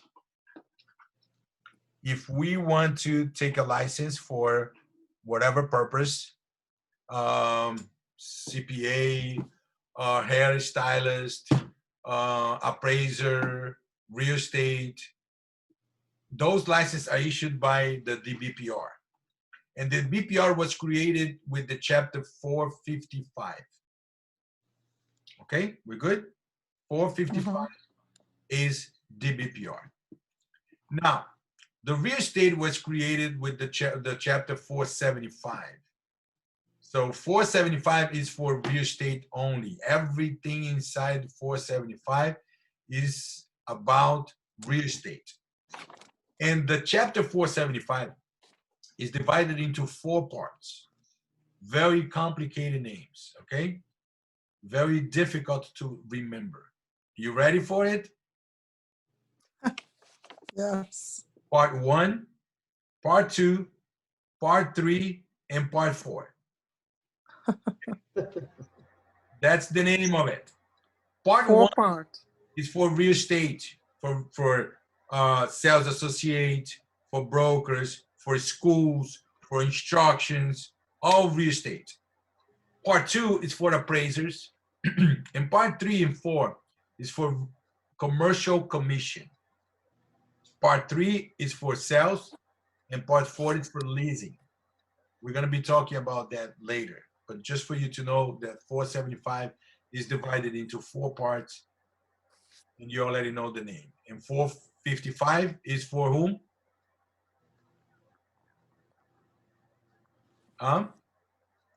455 is for DBPR. DBPR. Good. Now, what are the activities that require a license? If you perform a service of real estate in Florida for another, for compensation, you have to have a license. Okay? Any of those things that we do will require a license. But what if I work for salary? Do I need a license? No. Let's learn about one type of company that's called Real Estate Investment Trust. Real Estate Investment Trust works similar to mutual funds. Let's say that Rafael knows a lot of investors, and Rafael decided to open up a real estate investment trust. And he calls all those investors and say, look, you put your money with me and I will invest your money and I'll give you 8% return of investment every year. Well, he convinced the investors, 8% return of investment, and they're not gonna do anything, just put the money in Rafael's hand. It's a good return of investment. So then Rafael started buying and selling properties in the name of the company. Okay? Then he decided to hire Gabriela that doesn't have a license because he's busy, and he decided to hire Gabriela to help him buy and sell the properties. And he's gonna pay Gabriela a salary. Does Gabriela need to have a license? No. No, because she's not paying by compensation. He Yeah. cannot give her a bonus or any type of compensation for selling any property or for buying any property. She needs to get paid only salary. Okay? Okay. Good. Now, there's 3 categories of real estate license. Sales associate, which is the one we're doing. After you do the sales associate, if you work for a broker for a minimum of 2 years, that's the experience that they require. That you work for a broker for 2 years. You are entitled to get your broker's license. And then you go to a school again, you do 72 hours, and then you take the state exam, and then you get your broker's license.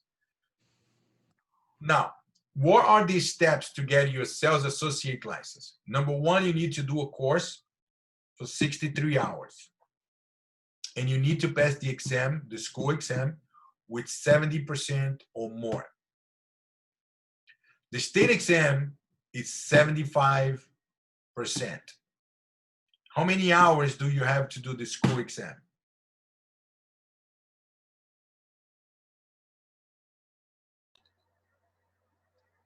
3. 3 hours. And the state exam, 3 hours and a half. You have a half an hour more. But you need a 5% more. Okay?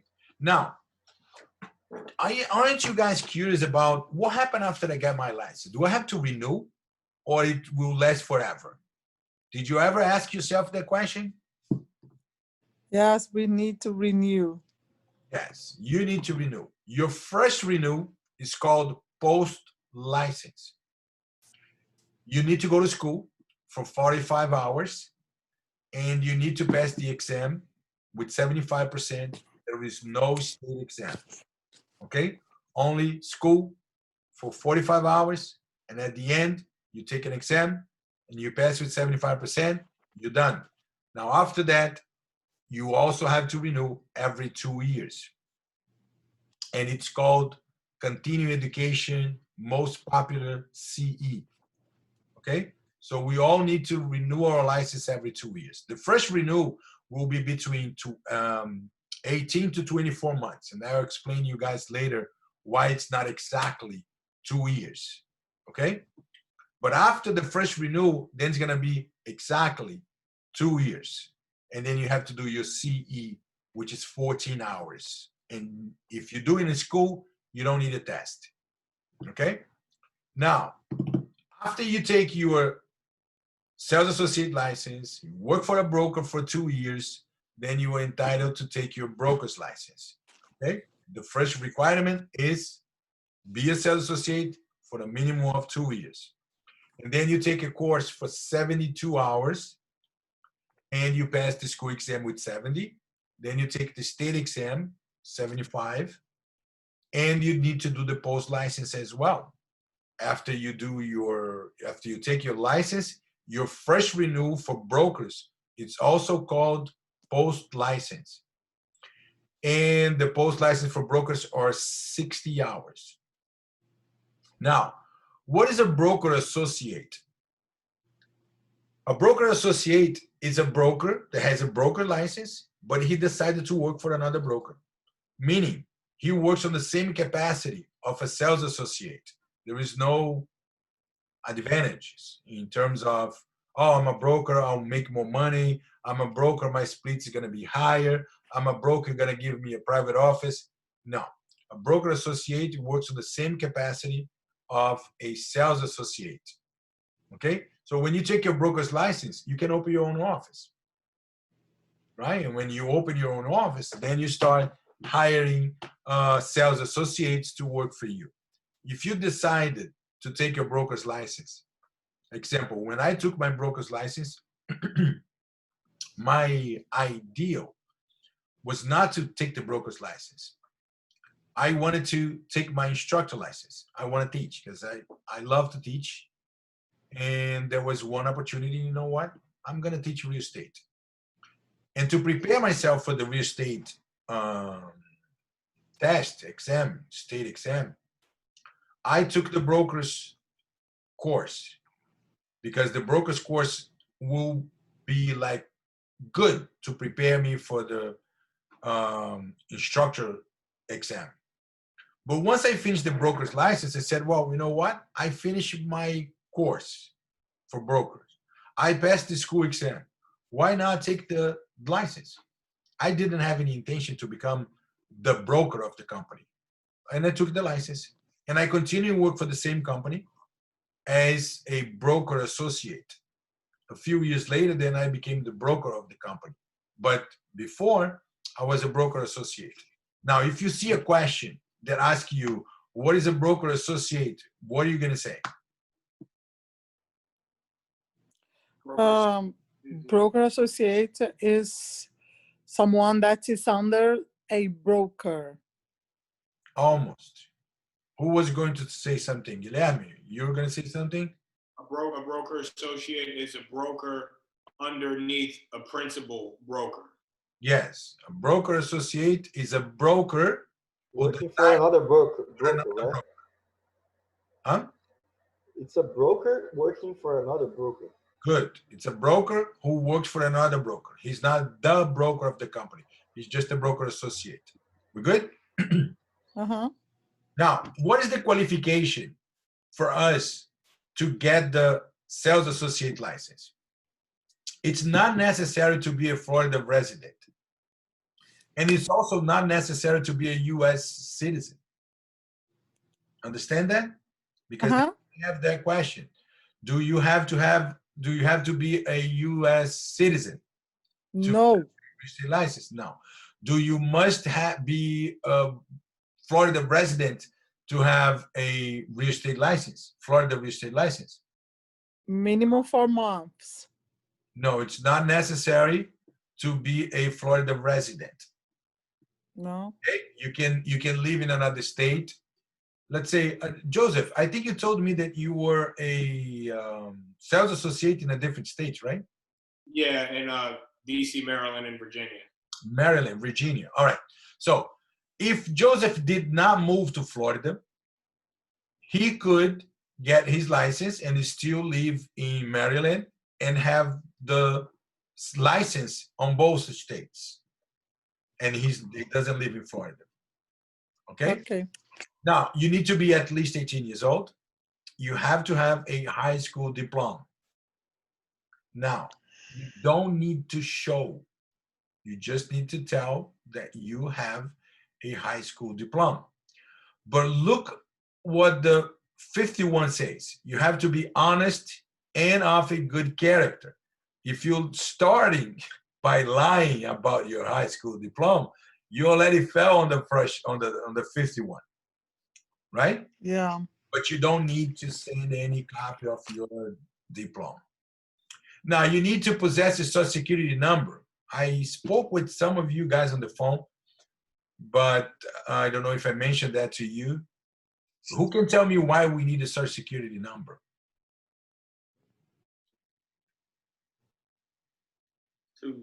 For your payments, I suppose. What was that question? Why do we need a social security to take the license? For taxes. For taxes. Taxes. All right, I'll tell you why. It's for child support purpose. They need to check through your Social Security if you are on time with your child support. If you're not on time on your child support, you will be denied of a license. And if you have a license, your license will be suspended until you bring the payments on current. Okay, so the need of Social Security is for what again? Child support. It's not for taxes. It's not to prove that you're legal resident. None of this is for child support. All right, you need to be honest and of a good character. Okay. Truthful, truthworthy, reputation, competent and qualified. And when you do your application, let me tell you this. This is important for you to do. You need to do your application. You need to file your application to the BPR. And you need to do that as soon as possible. If you want to, you can do that today or you can do that tomorrow. You need to do your application and you need to do your fingerprints. Why do I tell you to do it now? Because they take 2 to 4 weeks to approve your application. If you wait until you finish this course and pass to do your application, if they take 4 weeks to approve it, you're gonna end up forgetting a lot of things that we learned, right? 4 weeks without seeing this. Now, the idea is for you to take your test Yeah. when information is fresh in your mind. So if you apply now and they take 4 weeks, Oh, yeah. you're gonna get your approval right Yeah. on the time that we finish the course, and then you can take your state exam. Okay, so don't forget my last class. Yeah, ends, that's true. yes, my last class that ends about 2 weeks ago on Sunday. I had people that they didn't apply, and we were on the last day, and they were talking about, oh, I still didn't apply. And I said the same thing on the first day, and I do that to every class because I want you guys to finish the school and take your state exam immediately while all information is fresh in your mind. Arlindo, Yes. do we need to send by mail, or can we send by email? No, you do it online. You go to myfloridalicense.com. Write it down. Ah, myfloridalicense.com. my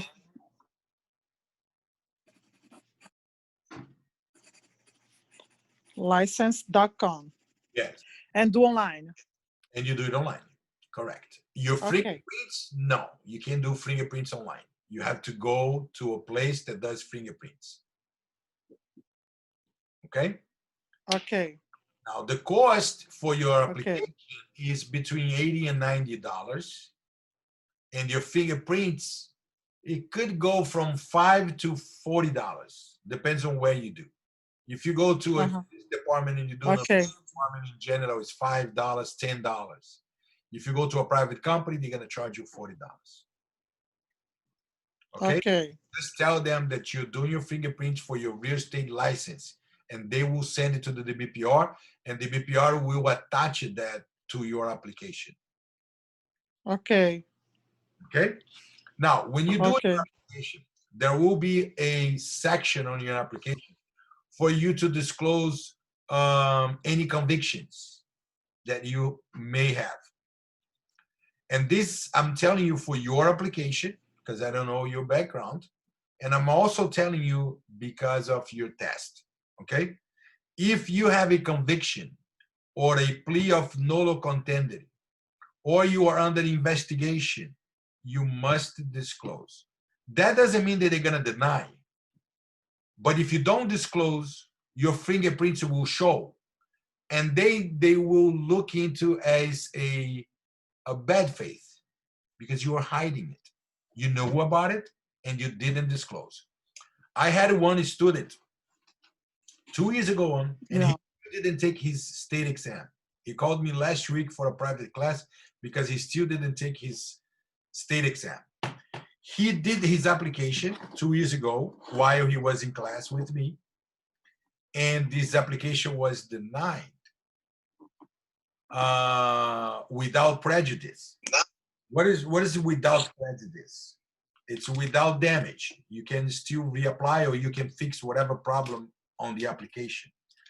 The problem was that he did not disclose a problem that he had in Orlando when he was driving, and I believe he got a DUI. And he didn't. Oh. They found out after he did the fingerprints, and his application was denied. Now comes the problem. He needs to go ask for a hearing and go to explain them why he didn't mention that. So if you have anything, you must disclose. Anything does not include parking violation. Okay? What is plea of nolo contendere? Plea of nolo contendere means that, let's say you go to court for whatever reason, and you decided not to plead guilty and not to fight to be innocent. You say, you know what? I'm gonna plead of nolo contendere. You'll see, I'm not gonna say that I'm guilty. I'm not gonna say I'm not guilty. You guys decide whatever you want to decide. Plea of nolo contendere. Okay, if you have something like that, it also needs to be disclosed, and that could be on your test. What is plea of nolo contendere? And I'm gonna give you a highlight. Let me tell you right now, and I get someone to read it, okay? Let's see if I find it.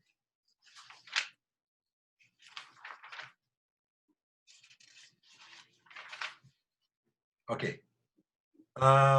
Speaker of the House. I'm gonna point to Speaker of the House. Alexandra, you are the Speaker of the House. Okay. You accepted. Open the book on page 20.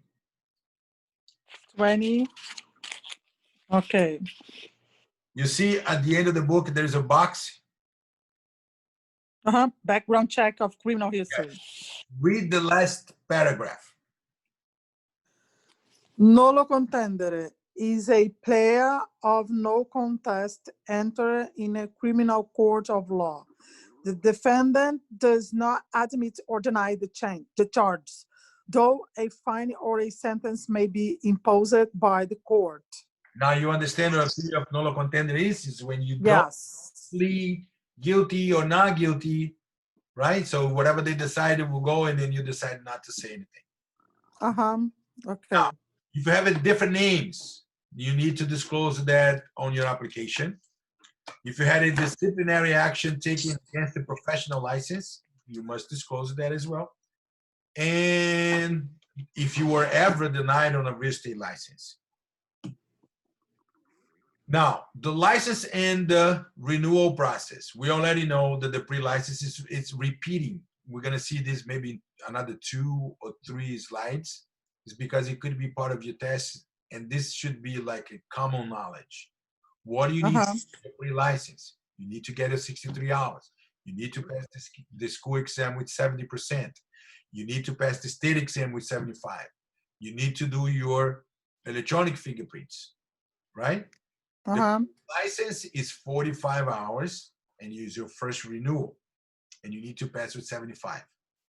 And then after that, you have the continuing education, CE, that you have to do also every 2 years. Okay? If you do it in a school, there is no test. At the end of the school is going to give a certificate, and then you renew your license. Now, this is how your test is divided.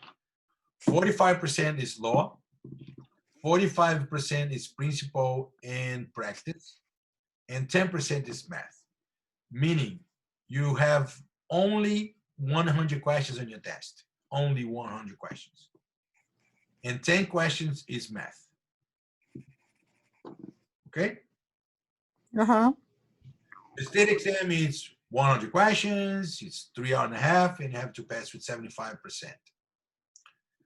If you don't pass, you're gonna get a paper anyway, one that says pass, and I hope you get the pass on the first try.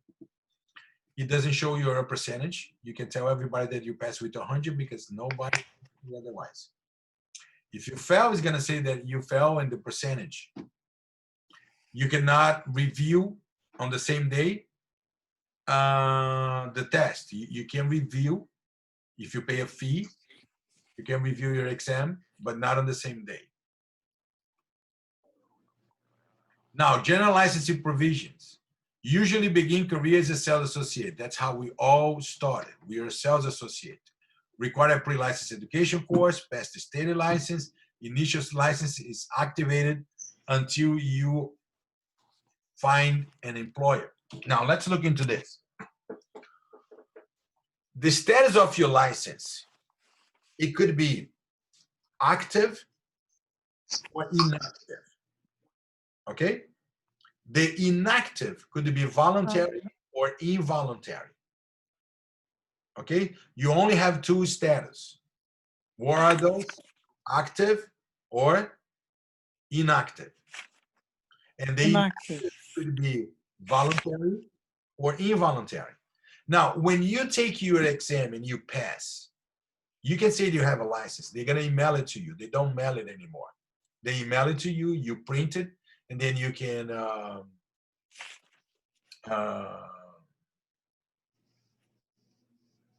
laminate it and carry it with you in your wallet. Okay? So when you get your license, what is the status of your license? Is it volunteer? Is it active or inactive? Active. What do you think? Inactive. Active. Your license is only active when you get a broker. Very good. Your license is inactive. What do you do to have your license active? You just find a broker and put your license on. Go get a broker. Go get a broker, yes. As soon as you get your license, that will be the first thing you're gonna do. You're gonna interview brokers, and when you find the one that you want to join the company, then once you join the company, your license becomes active, okay? Now, sales associate employed by and work under the direction and control of a real estate broker or an owner developer. And I told you what owner developer is, and I used the Lennar as an example. If you work for a Lennar, it's also a way to get your license active. But going back to the requirement to become a broker, what is the requirement to become a broker? What is the first requirement to become a broker? 2 years of associate. To have a degree. 2 years working for another broker. Now, what if I work 2 years for another developer? Is that okay? I work 2 years for Lennar. What do you think? Oh, I don't think so. All right. So this is the thing. The idea of us working for a broker for 2 years is to prove experience. In general, they believe if you want your broker's license, it's because you want to open an office. And if you open an office, you're going to have sales associates working for you. And you're going to have to manage them. You're going to have to train them. You're going to have to support them. And the only way for you to do that if you have experience. Isn't that correct? Uh-huh. The only thing that I disagree is that you don't have to prove that you did transactions during these 2 years. Maybe you work for a broker for 2 years, but you never close one transaction, and it is still good. Okay? So you don't have to prove any. But this is not experience. Well, it's not, but the only requirement is for you to work for another broker. Now, that's the thing that I want you guys to understand. When I say that there's a lot to understand and not to memorize, it's when I bring the information that helps you, then, wow, this really makes sense. If it makes sense, I understand. And if I understand, I'm not gonna forget. Why owner developer does not work as an experience? Think about it. Joseph, tell me, why owner developer does not count as experience? Because you can be just transacting your own real estate and not really, your fiduciary responsibility is to yourself. So there's no one really, I guess there's no real direct person that you're working for if you're working for yourself. No, when you work for another developer, you are working for them, you know? Oh, I thought you meant if you are an owner and you were, I thought you meant like as yourself. No. Working for another developer, example, Lennar. Yeah, Lennar or D.R. Horton or something like that. Yes. The reason is because when you work for Lennar, you can only sell Lennar products. Only Lennar products, and you're paid a salary with bonuses. Yeah, you can get a commission because you're licensed. They can pay you a commission because you are licensed. It doesn't work as experience because you can only sell Lennar product. Meaning you're not searching the MLS looking for MLS, got it. You're not doing open houses for other people. Open houses, yeah. You don't go through the inspection period, you know. So working for another developer doesn't give you the experience that you need. Only if you work for a broker or government agency. That's another one that could be counted as experience. Broker or government agency, but never for owner developer. Okay? Okay. Good. We already know all of this. We've been through that. You need to complete your sales association application that you're going to do tonight or tomorrow. You need to do your fingerprints. Tonight? You already tired, Alexandra? Hard work to be in this class today, just today. Just today. Today's Monday. Yes. Yes. Today. So you know that you need to answer all the questions about your background and you need to disclose everything. Now, about the fee waiver, the fee for the application could be waived for low-income applicants, for military personnel or their spouses, or for veterans and their spouses. Okay? The fee is waived for both people. Now, we've already been through this as well. You have to attach full details in case you've been convicted of a crime, you were found guilty, enter a plea of guilty or nolo contendere. You need to also attach all the documents, disclose information. You need to inform all of those things. Now, the application process, 30 days to check for errors and omissions. Notice of insufficiency. Inform with 90 days of approval or deny. Now, they say here 90 days, but I've never seen it takes more than 4 weeks. Okay? Even though it says 90 days.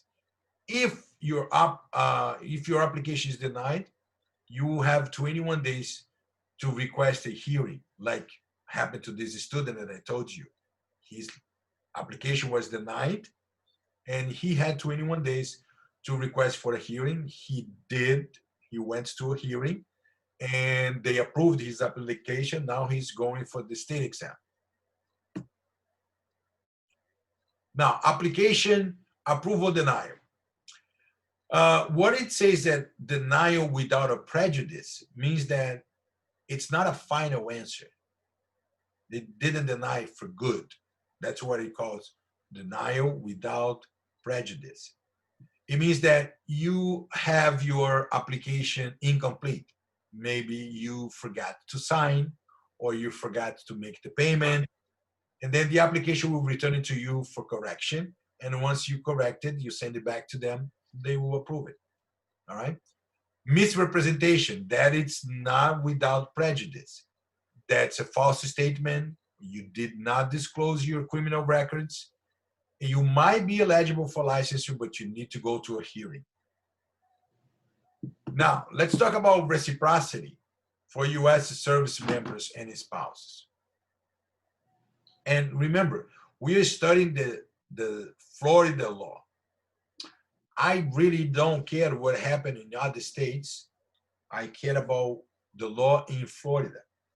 Now, if a person works, let's say that person is a military and he works in New York, and he was transferred to Florida, and he had a real estate license in New York, okay? Or the spouse, it applies for both, okay? For the military or for the spouse. And he was transferred to Florida. When he got in Florida, let's say that his wife is a real estate agent in New York. She said, you know what? Why are you here? I should work in real estate because that's my business. So she can apply for a license and get the license without going to school or without taking the exam. That's called reciprocity. Only for military, for members, all right? Or for their spouses. We good? Mm-hmm. Do the application, the electronic fingerprints, and then you got your license. No course, no exam, no state exam. What is it called? Reciprocity. reciprocity. And the reason why I point that out, because there is another thing that it's called mutual recognition. And I've seen a lot of students getting confused between reciprocity and mutual recognition. Reciprocity, we already know. Military or spouses that come from another state, they are licensed in the other states, they come to Florida, they decide to work in your state, they got the license. What is mutual recognition? There are, last time I checked, was 70 states. The law for those states are very similar to Florida, to the law in Florida. So then they create this mutual recognition. Florida with those 70 states, and those 70 states with Florida. That means this: if I am from Georgia, okay, and I have a real estate license in Georgia, I'm not moving to Florida. I'm gonna continue living in Georgia. But I decided to get my real estate license in Florida. So then I apply for my license. I don't need to go to school. I just apply for the license and I go to take the state exam. And the state exam, it's not 100 questions, only 40 questions. And you only need 30 questions right to pass the exam, and then you got your license. This is called mutual recognition. It's Florida recognize the similarity of the state law with those states and offer this. But if the person in Georgia decides to move to Florida, then he needs to go through whatever you guys are going through now. You got the difference between reciprocity and mutual recognition? Yeah, reciprocity is just for military, right? And no exam, you got your license. Uh-huh. And mutual recognition is when you belong to one of those states that has the similarity on the state law, and they decide to get the license. They don't need to go to school, and the state exam is only 40 questions. Okay. What states have reciprocity with Florida? I don't know by heart, but Georgia is one of them. I saw the list. I can send the list another time. Yeah.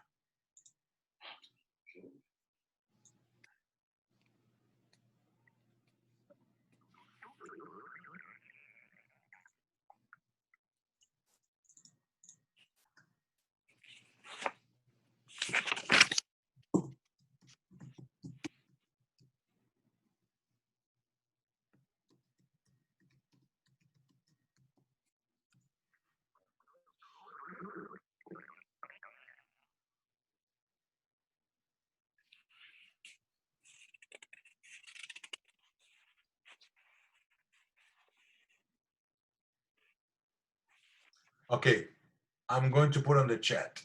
Right now, it's our A states. Okay, it's Alabama, Arkansas, Connecticut, Georgia, Illinois, Mississippi, Nebraska, and Rhode Island. Wow, it's interesting that Connecticut and Rhode Island. Yes, right? Why is that? Well, I mean, they're geographically so far away from each other. Uh-huh. It all goes back to this absentee owner theory that I'm starting to see. I mean, Connecticut and Rhode Island, they all own vacation homes in Florida. Uh-huh. Yeah, maybe because of that. But the idea is that their state law, the real estate state law is similar to the Florida real estate state law. So that's the reason. Now, Florida resident is a person who resides in Florida for more than 4 months. That's considered to be a Florida resident. And if they are Florida resident, then they need to go to school. Okay? Okay.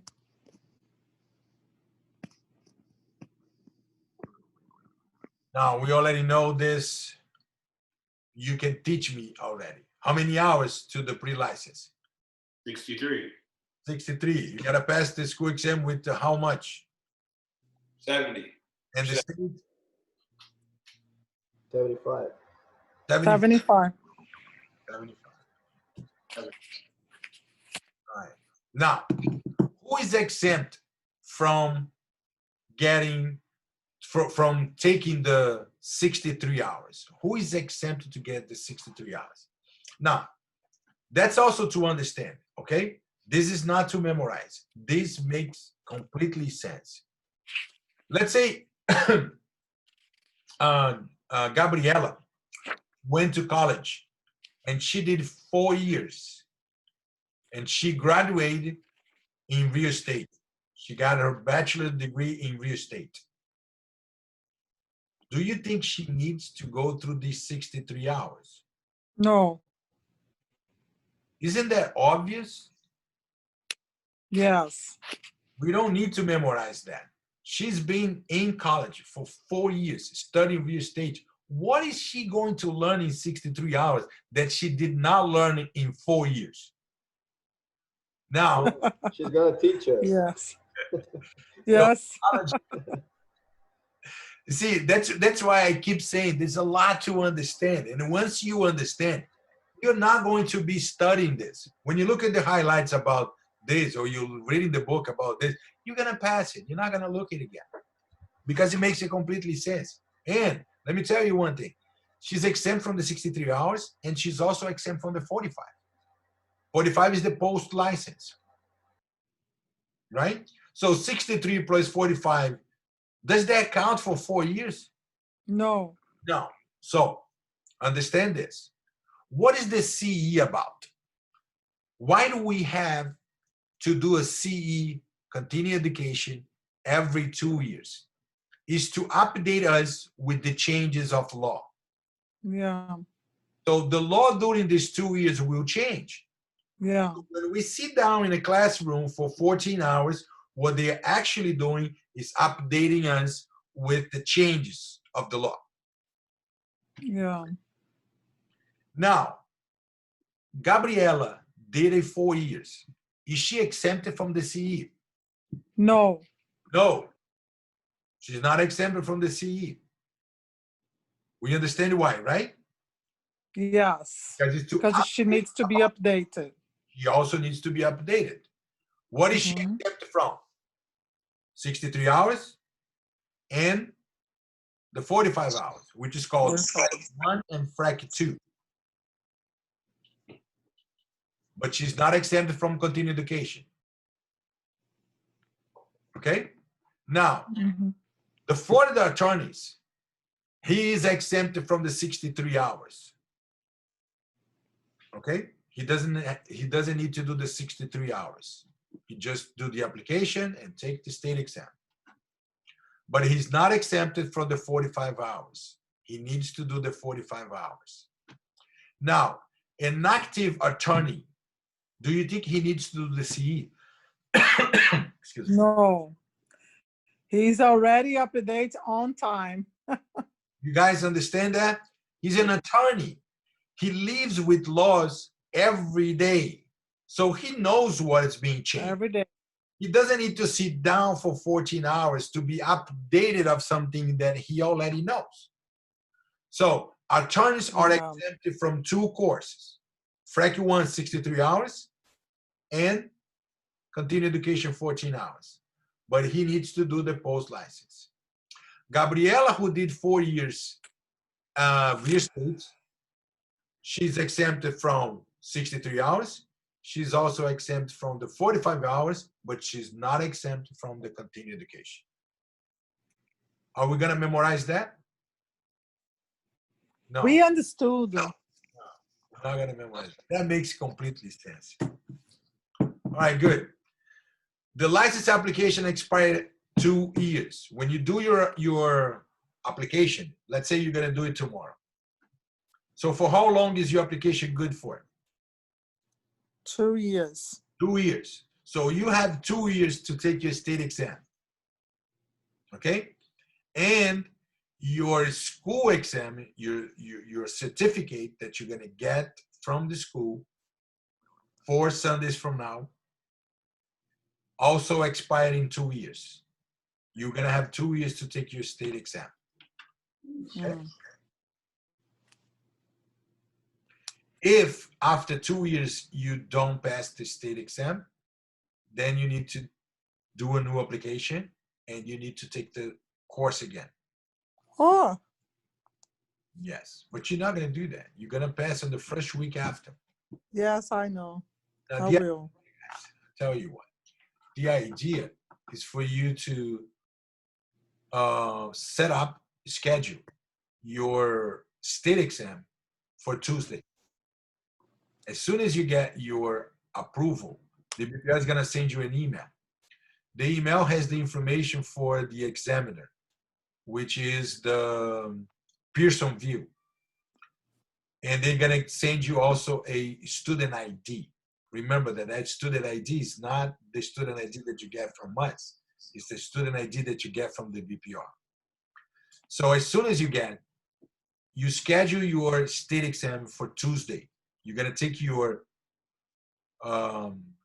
school exam on Sunday. Then you have Monday to relax and study. And then on Tuesday, you take your state exam. Right? It's a good idea. Okay. You're gonna schedule your test with the vendor. You have to take 2 forms of ID. I took my driver's license and a credit card. It's okay. And you need to get the certificate that you're gonna get from us. Okay? Those are the 3 things you need to take. 2 forms of ID Okay. and your certificate that you're gonna get from us. That's gonna have 100 questions, but in fact, it's 103 questions. Just for you not to get surprised when you click next after 100 questions, and then comes 101. And then you click next, and then come 102. Nobody told me that when I took my exam. I was surprised. What is going on? How long is it going to go? You know, I'm already 102, and they still have next 203. So this is what they do. They included 3 new questions. They are not going to grade.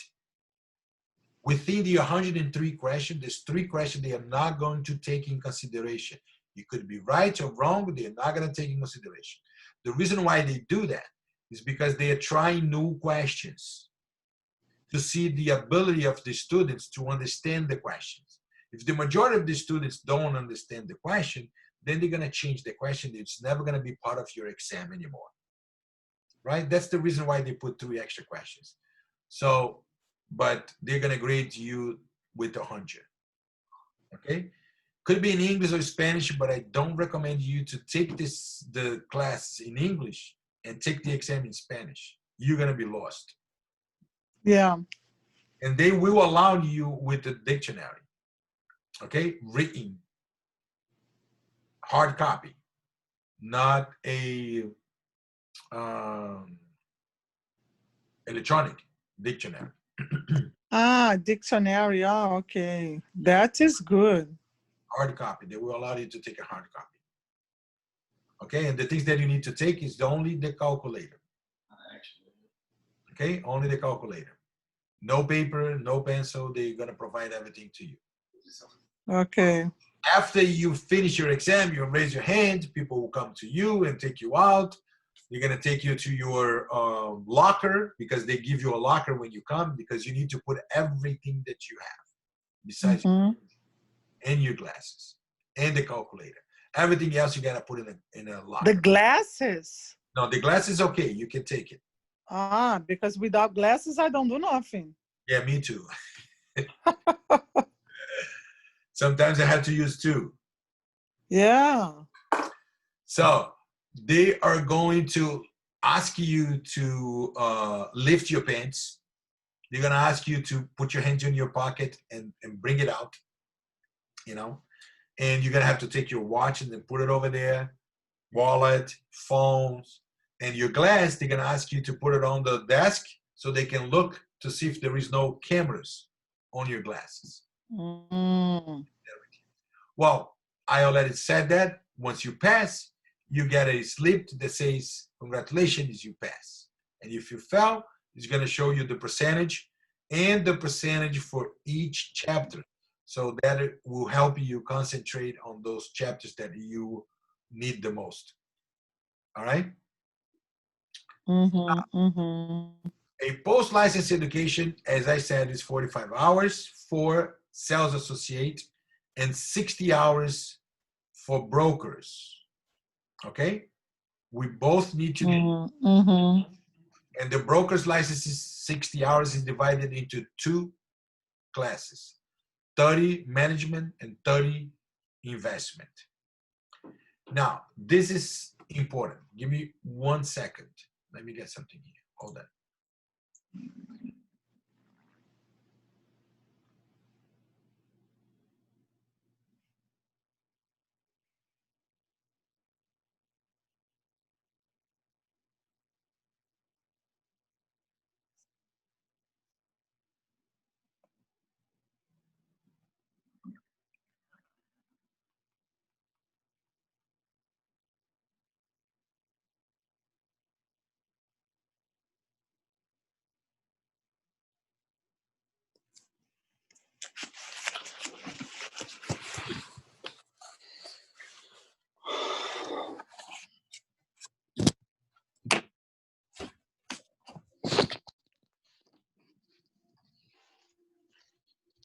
All right, I'm back.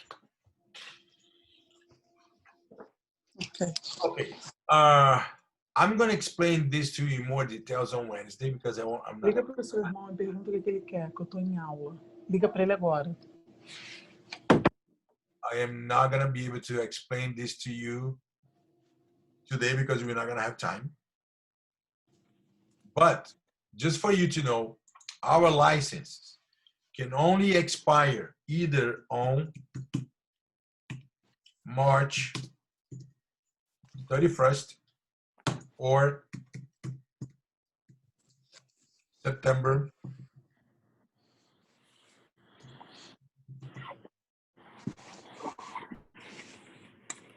30th. Okay? When you receive your license, on your license will show the expiration date. And the expiration date will be either March 31st or September 30th. Okay? You will have to do your post-license. Let's assume that your license expired in September 30th. Okay? Let's assume your license expired in 30th. On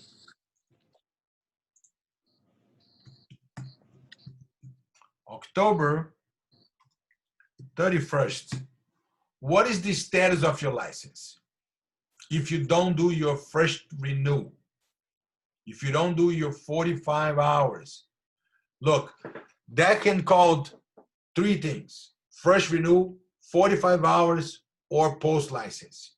They're all the same, okay? Fresh renewal, 45 hours, or post license. What happened to your license? What is the status of your license if you don't do your fresh renewal on October 31st?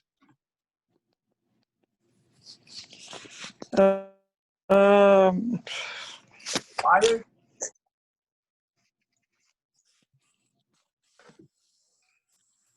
Void. Yeah. Void. Okay? Your license is not expired. Your license is void. Okay? You lost it.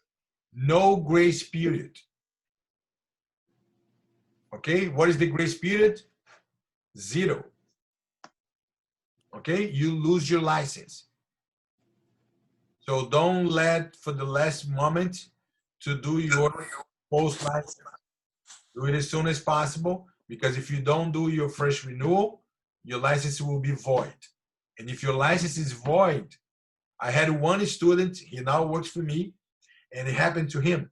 He didn't do his post license, and his license was void. Guess what he had to do? Everything again.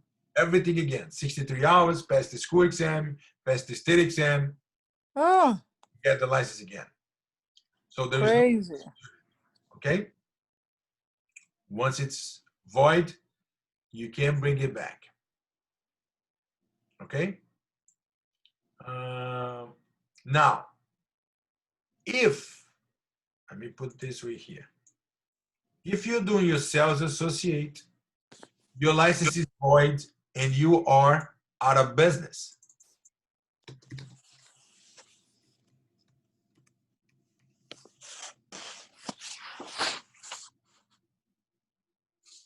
Okay?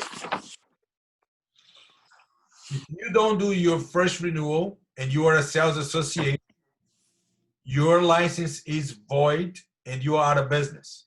Now, my question to you is this. You are a broker and you didn't do your post license. What is the state of your license, your broker's license? Void. Void also. But are you out of business? Yes, out of business. You cannot do business if your license is void. There is no way to do that.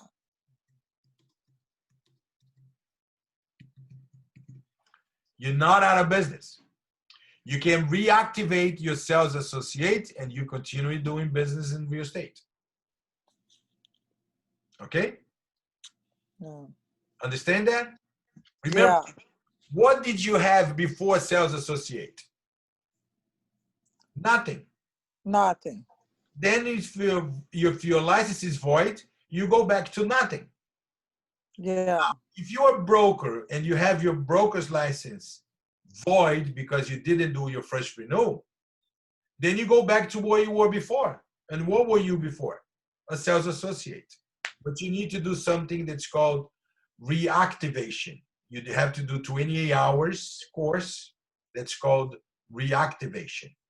Then you will be a sales associate again.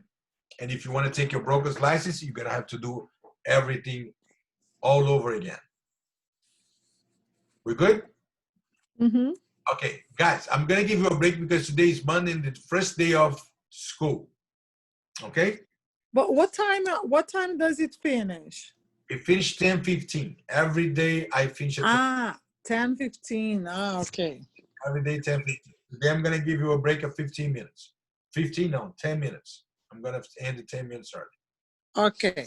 All right? Okay. But All only right. the first day and it's Monday. Next Monday, there won't be this break. Okay? All right. Okay. You have any question for me so far? No. Good, good.